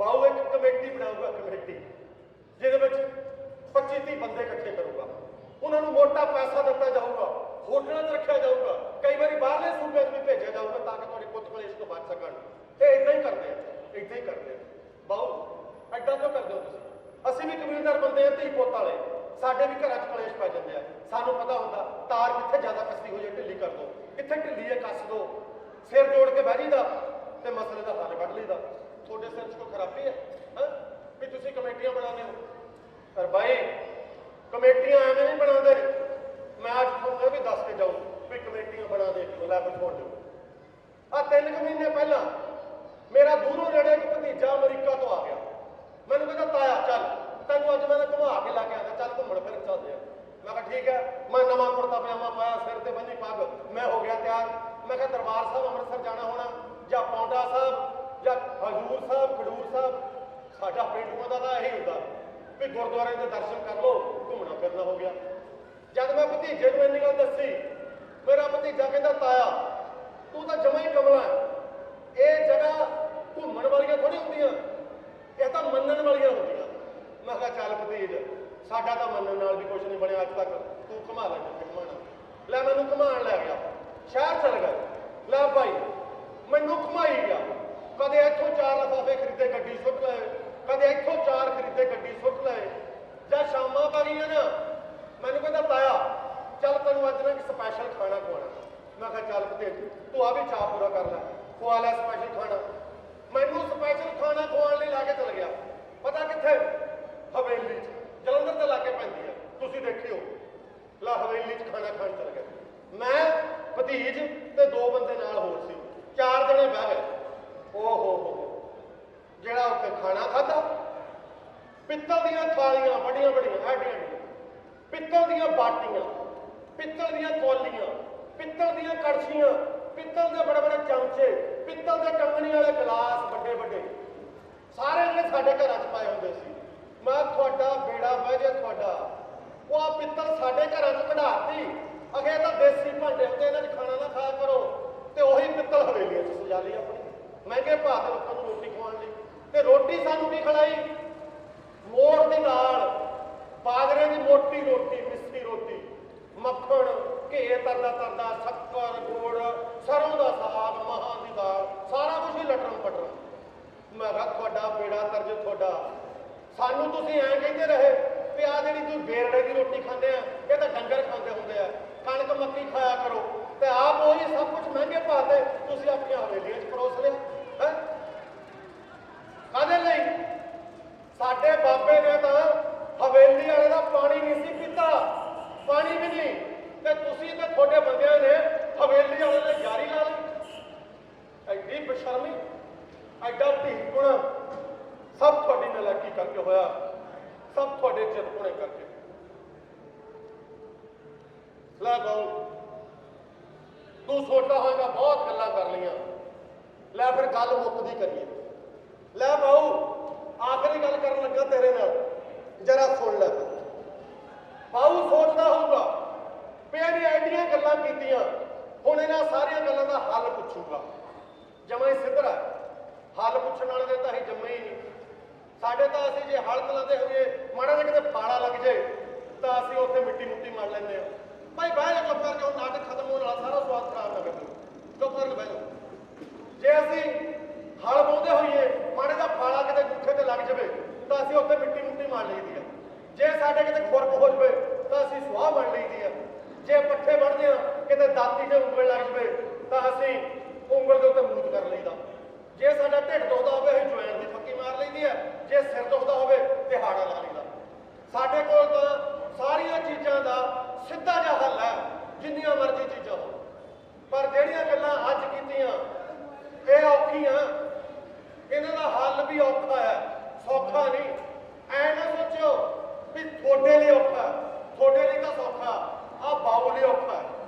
ਜੇ ਅਸੀਂ ਹੱਲ ਤੇ ਆ ਗਏ ਨਾ, ਜਿਵੇਂ ਹੁਣ ਆਏ ਹੋਏ ਆ, ਫਿਰ ਬਾਊ ਲਈ ਔਖਾ। ਉਹ ਕਿਵੇਂ ਔਖਾ? ਲੈ ਬਾਊ ਫਿਰ ਅਖੀਰ ਤੂੰ ਆ ਵੀ ਸੁਣ ਲੈ ਵੀ ਤੇਰੇ ਲਈ ਔਖਾ ਕਾਹਦਾ। ਲੈ ਮਹੀਨਾ ਤੋਂ ਪਹਿਲਾਂ ਇੱਕ ਸੱਪ ਸਾਡੇ ਤੂੜੀ ਵਾਲੇ ਕੋਠੇ 'ਚ ਆ ਵੜਿਆ। ਮੈਂ ਉੱਥੋਂ ਸ਼ਸ਼ਕੇਰਿਆ ਤਾਂ ਖੇਤਾਂ 'ਚ ਜਾ ਵੜਿਆ, ਖੇਤਾਂ 'ਚੋਂ ਕੱਢਿਆ ਤਾਂ ਡੰਗਰਾਂ ਵਾਲੇ ਵਾੜੇ 'ਚ ਆ ਵੜਿਆ। ਥੋੜੇ ਦਿਨਾਂ ਬਾਅਦ ਦੇਖਿਆ ਤਾਂ ਫਿਰ ਖੇਤਾਂ 'ਚ ਵੜਿਆ ਹੋਇਆ, ਉੱਥੋਂ ਖੇਤਾਂ 'ਚੋਂ ਹੱਕਿਆ ਫਿਰ ਤੂੜੀ ਵਾਲੇ ਕੋਠੇ 'ਚ ਆ ਵੜਿਆ। ਲੈ 15 ਦਿਨ ਮੈਨੂੰ ਐਂ ਘੁਮਾਈ ਗਿਆ, ਕਦੀ ਤੂੜੀ ਵਾਲੇ ਕੋਠੇ 'ਚ, ਕਦੇ ਖੇਤਾਂ 'ਚ, ਕਦੇ ਡੰਗਰਾਂ ਵਾਲੇ ਵਾੜੇ 'ਚ। ਮੈਂ ਸੋਚਿਆ ਵੀ ਚਲੋ ਰੱਬ ਦਾ ਜੀ ਹੈ, ਕਾਹਨੂੰ ਮੈਨੂੰ ਕੁਝ ਕਹਿਣਾ, ਕਰੀ ਜਾਵੇ ਮੌਜ। ਪਰ ਇੱਕ ਦਿਨ ਜਦੋਂ ਮੈਂ ਖੇਤੋਂ ਘਰ ਆਇਆ, ਮੈਂ ਸਿਮਰ ਕੌਰ ਨੂੰ ਕਿਹਾ, ਮੈਂ ਸਿਮਰ ਕੌਰੇ ਮੈਨੂੰ ਭੁੱਖ ਬਹੁਤ ਲੱਗੀ ਹੋਈ ਹੈ, ਮੈਂ ਹੱਥ ਨੂੰ ਧੋ ਲਵਾਂ, ਤੂੰ ਮੈਨੂੰ ਰੋਟੀ ਪਾ ਦੇ। ਸਿਮਰ ਕੌਰ ਕਹਿੰਦੀ ਨਾ ਜੀ ਰੋਟੀ ਤਾਂ ਹਾਲੇ ਬਣੀ ਨਹੀਂ। ਮੈਨੂੰ ਤਾਂ ਚੜ ਗਿਆ, ਮੈਂ ਕਿਉਂ ਰੋਟੀ ਕਿਉਂ ਨਹੀਂ ਬਣੀ? ਮੈਂ ਹੰਭਾ ਰਿਹਾ ਪਸੀਨੇ ਨਾਲ ਤਰਬਤਰ। ਕਹਿੰਦੀ ਮੈਂ ਤੁਹਾਨੂੰ ਕੀ ਦੱਸਾਂ, ਤੁਸੀਂ ਗੁੱਸਾ ਨਾ ਕਰੋ, ਮੈਂ ਤਾਂ ਬਹੁਤ ਘਬਰਾਈ ਹੋਈ ਹੈ। ਮੈਂ ਕਿਹਾ ਗੱਲ ਤਾਂ ਦੱਸ, ਗੱਲ ਕੀ ਹੋਈ ਹੈ? ਕਹਿੰਦੀ ਮੈਂ ਤੁਹਾਨੂੰ ਗੱਲ ਕੀ ਦੱਸਾਂ, ਉਹ ਜਿਹੜਾ ਸੱਪ ਤੂੜੀ ਵਾਲੇ ਕੋਠੇ 'ਚ ਵੜਿਆ ਹੋਇਆ ਸੀ, ਉਹ ਸੱਪ ਅੱਜ ਸਵੇਰ ਦਾ ਅੰਦਰ ਸਵਾਹ 'ਚ ਆ ਵੜਿਆ। ਹੈ ਸੱਪ ਸਵਾਹ 'ਚ ਆ ਵੜਿਆ, ਸੱਪ ਅੰਦਰ ਆ ਵੜਿਆ। ਬਾਈ ਮੈਨੂੰ ਇੰਨਾ ਗੁੱਸਾ ਚੜਿਆ ਕਿ ਮੈਂ ਸੰਮਾਂ ਦੀ ਡਾਂਗ ਚੁੱਕ ਲਈ ਤੇ ਸੱਪ ਦੇ ਦੁਆਲੇ ਹੋ ਗਿਆ। ਇੱਕ ਡਾਂਗ, 2 ਡਾਂਗ, 3 ਡਾਂਗ, 4 ਡਾਂਗ ਤੇ 5ਵੀਂ ਡਾਂਗ ਘੁਮਾ ਕੇ ਐਸੀ ਮਾਰੀ ਕਿ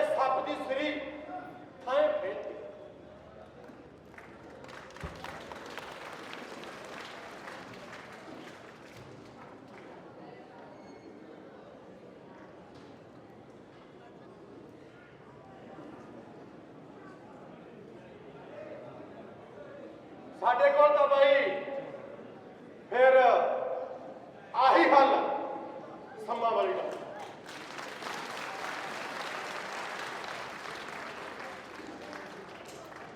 ਤੁਹਾਡਾ ਬਹੁਤ ਬਹੁਤ ਧੰਨਵਾਦ ਕਿ ਤੁਸੀਂ ਇਸ ਨਾਟਕ ਨੂੰ ਜਿਸ ਪਿਆਰ ਨਾਲ ਦੇਖਿਆ ਜਾਣਾ ਚਾਹੀਦਾ ਉਸੇ ਪਿਆਰ ਨਾਲ ਦੇਖਿਆ, ਬਹੁਤ ਸ਼ਾਂਤੀ ਨਾਲ ਦੇਖਿਆ, ਬਹੁਤ ਸਬਰ ਨਾਲ ਦੇਖਿਆ। ਅਖੀਰ 'ਚ ਜੋ ਆਏ ਨੇ ਅਸਲ 'ਚ ਨਾਟਕ ਇਹਨਾਂ ਦਾ ਹੀ ਹੈ, ਜਿਹੜੇ ਝੰਡੇ ਫੜ ਕੇ ਆਏ ਨੇ ਅਸਲ 'ਚ ਨਾਟਕ ਇਹਨਾਂ ਦਾ ਹੀ, ਪਰ ਲੇਟ ਆਏ ਇਸ ਕਰਕੇ ਮੈਨੂੰ ਇਹਨਾਂ ਤੇ ਗੁੱਸਾ ਨਹੀਂ ਚੜਿਆ, ਭਾਵੇਂ ਕਿ ਨਾਟਕ ਦਾ ਐਂਡ ਥੋੜਾ ਜਿਹਾ ਖਰਾਬ ਹੋਇਆ ਕਿਉਂਕਿ ਇੰਨੇ ਬੰਦਿਆਂ ਦੇ ਆਉਣ ਨਾਲ ਮੇਰੀਆਂ ਮਾਤਾਵਾਂ ਦੇ ਆਉਣ ਨਾਲ ਥੋੜਾ ਰੌਲਾ ਹੋਇਆ। ਜੇ ਤੁਸੀਂ ਪਹਿਲਾਂ ਆ ਜਾਂਦੀਆਂ ਮੈਂ ਇਹ ਨਾਟਕ ਤੁਹਾਡੇ ਸਾਹਮਣੇ ਕਰਦਾ, ਪਰ ਜਿੰਨੇ ਵੀ ਤੁਸੀਂ ਬੈਠੇ ਹੋ ਤੁਹਾਡੇ ਸਾਰਿਆਂ ਦੇ ਵਿੱਚ ਅੱਧੇ ਬਖਤਾਵਰ ਸਿੰਘ ਬੈਠੇ ਹੋਣਗੇ ਤੇ ਅੱਧੀਆਂ ਕਿ ਸਿਮਰ ਕੌਰਾਂ ਬੈਠੀਆਂ ਹੋਣਗੀਆਂ, ਅੱਧੀਆਂ ਕਿ ਨਿੱਕੀਆਂ ਬੈਠੀਆਂ ਹੋਣਗੀਆਂ ਤੇ ਪਾਲੀ ਬੈਠੇ ਹੋਣਗੇ। ਤੁਹਾਡਾ ਸਾਰਿਆਂ ਦਾ ਬਹੁਤ ਧੰਨਵਾਦ। ਇਸੇ ਤਰ੍ਹਾਂ ਪਿਆਰ ਬਣਾਈ ਰੱਖੋ। ਤੁਹਾਡੇ ਕਲਾਕਾਰ ਲੋਕਾਂ ਦੇ ਕਲਾਕਾਰ ਤੁਹਾਡੇ ਨੇ, ਤੁਹਾਡੇ ਵਿੱਚ ਜਦੋਂ ਵੀ ਬੁਲਾਵਾਂਗੇ ਜ਼ਰੂਰ ਆਵਾਂਗੇ। ਤੁਹਾਡਾ ਬਹੁਤ ਬਹੁਤ ਧੰਨਵਾਦ, ਮਿਹਰਬਾਨੀ। ਇਹ ਸੀ ਡਾਕਟਰ ਸਾਹਿਬ ਸਿੰਘ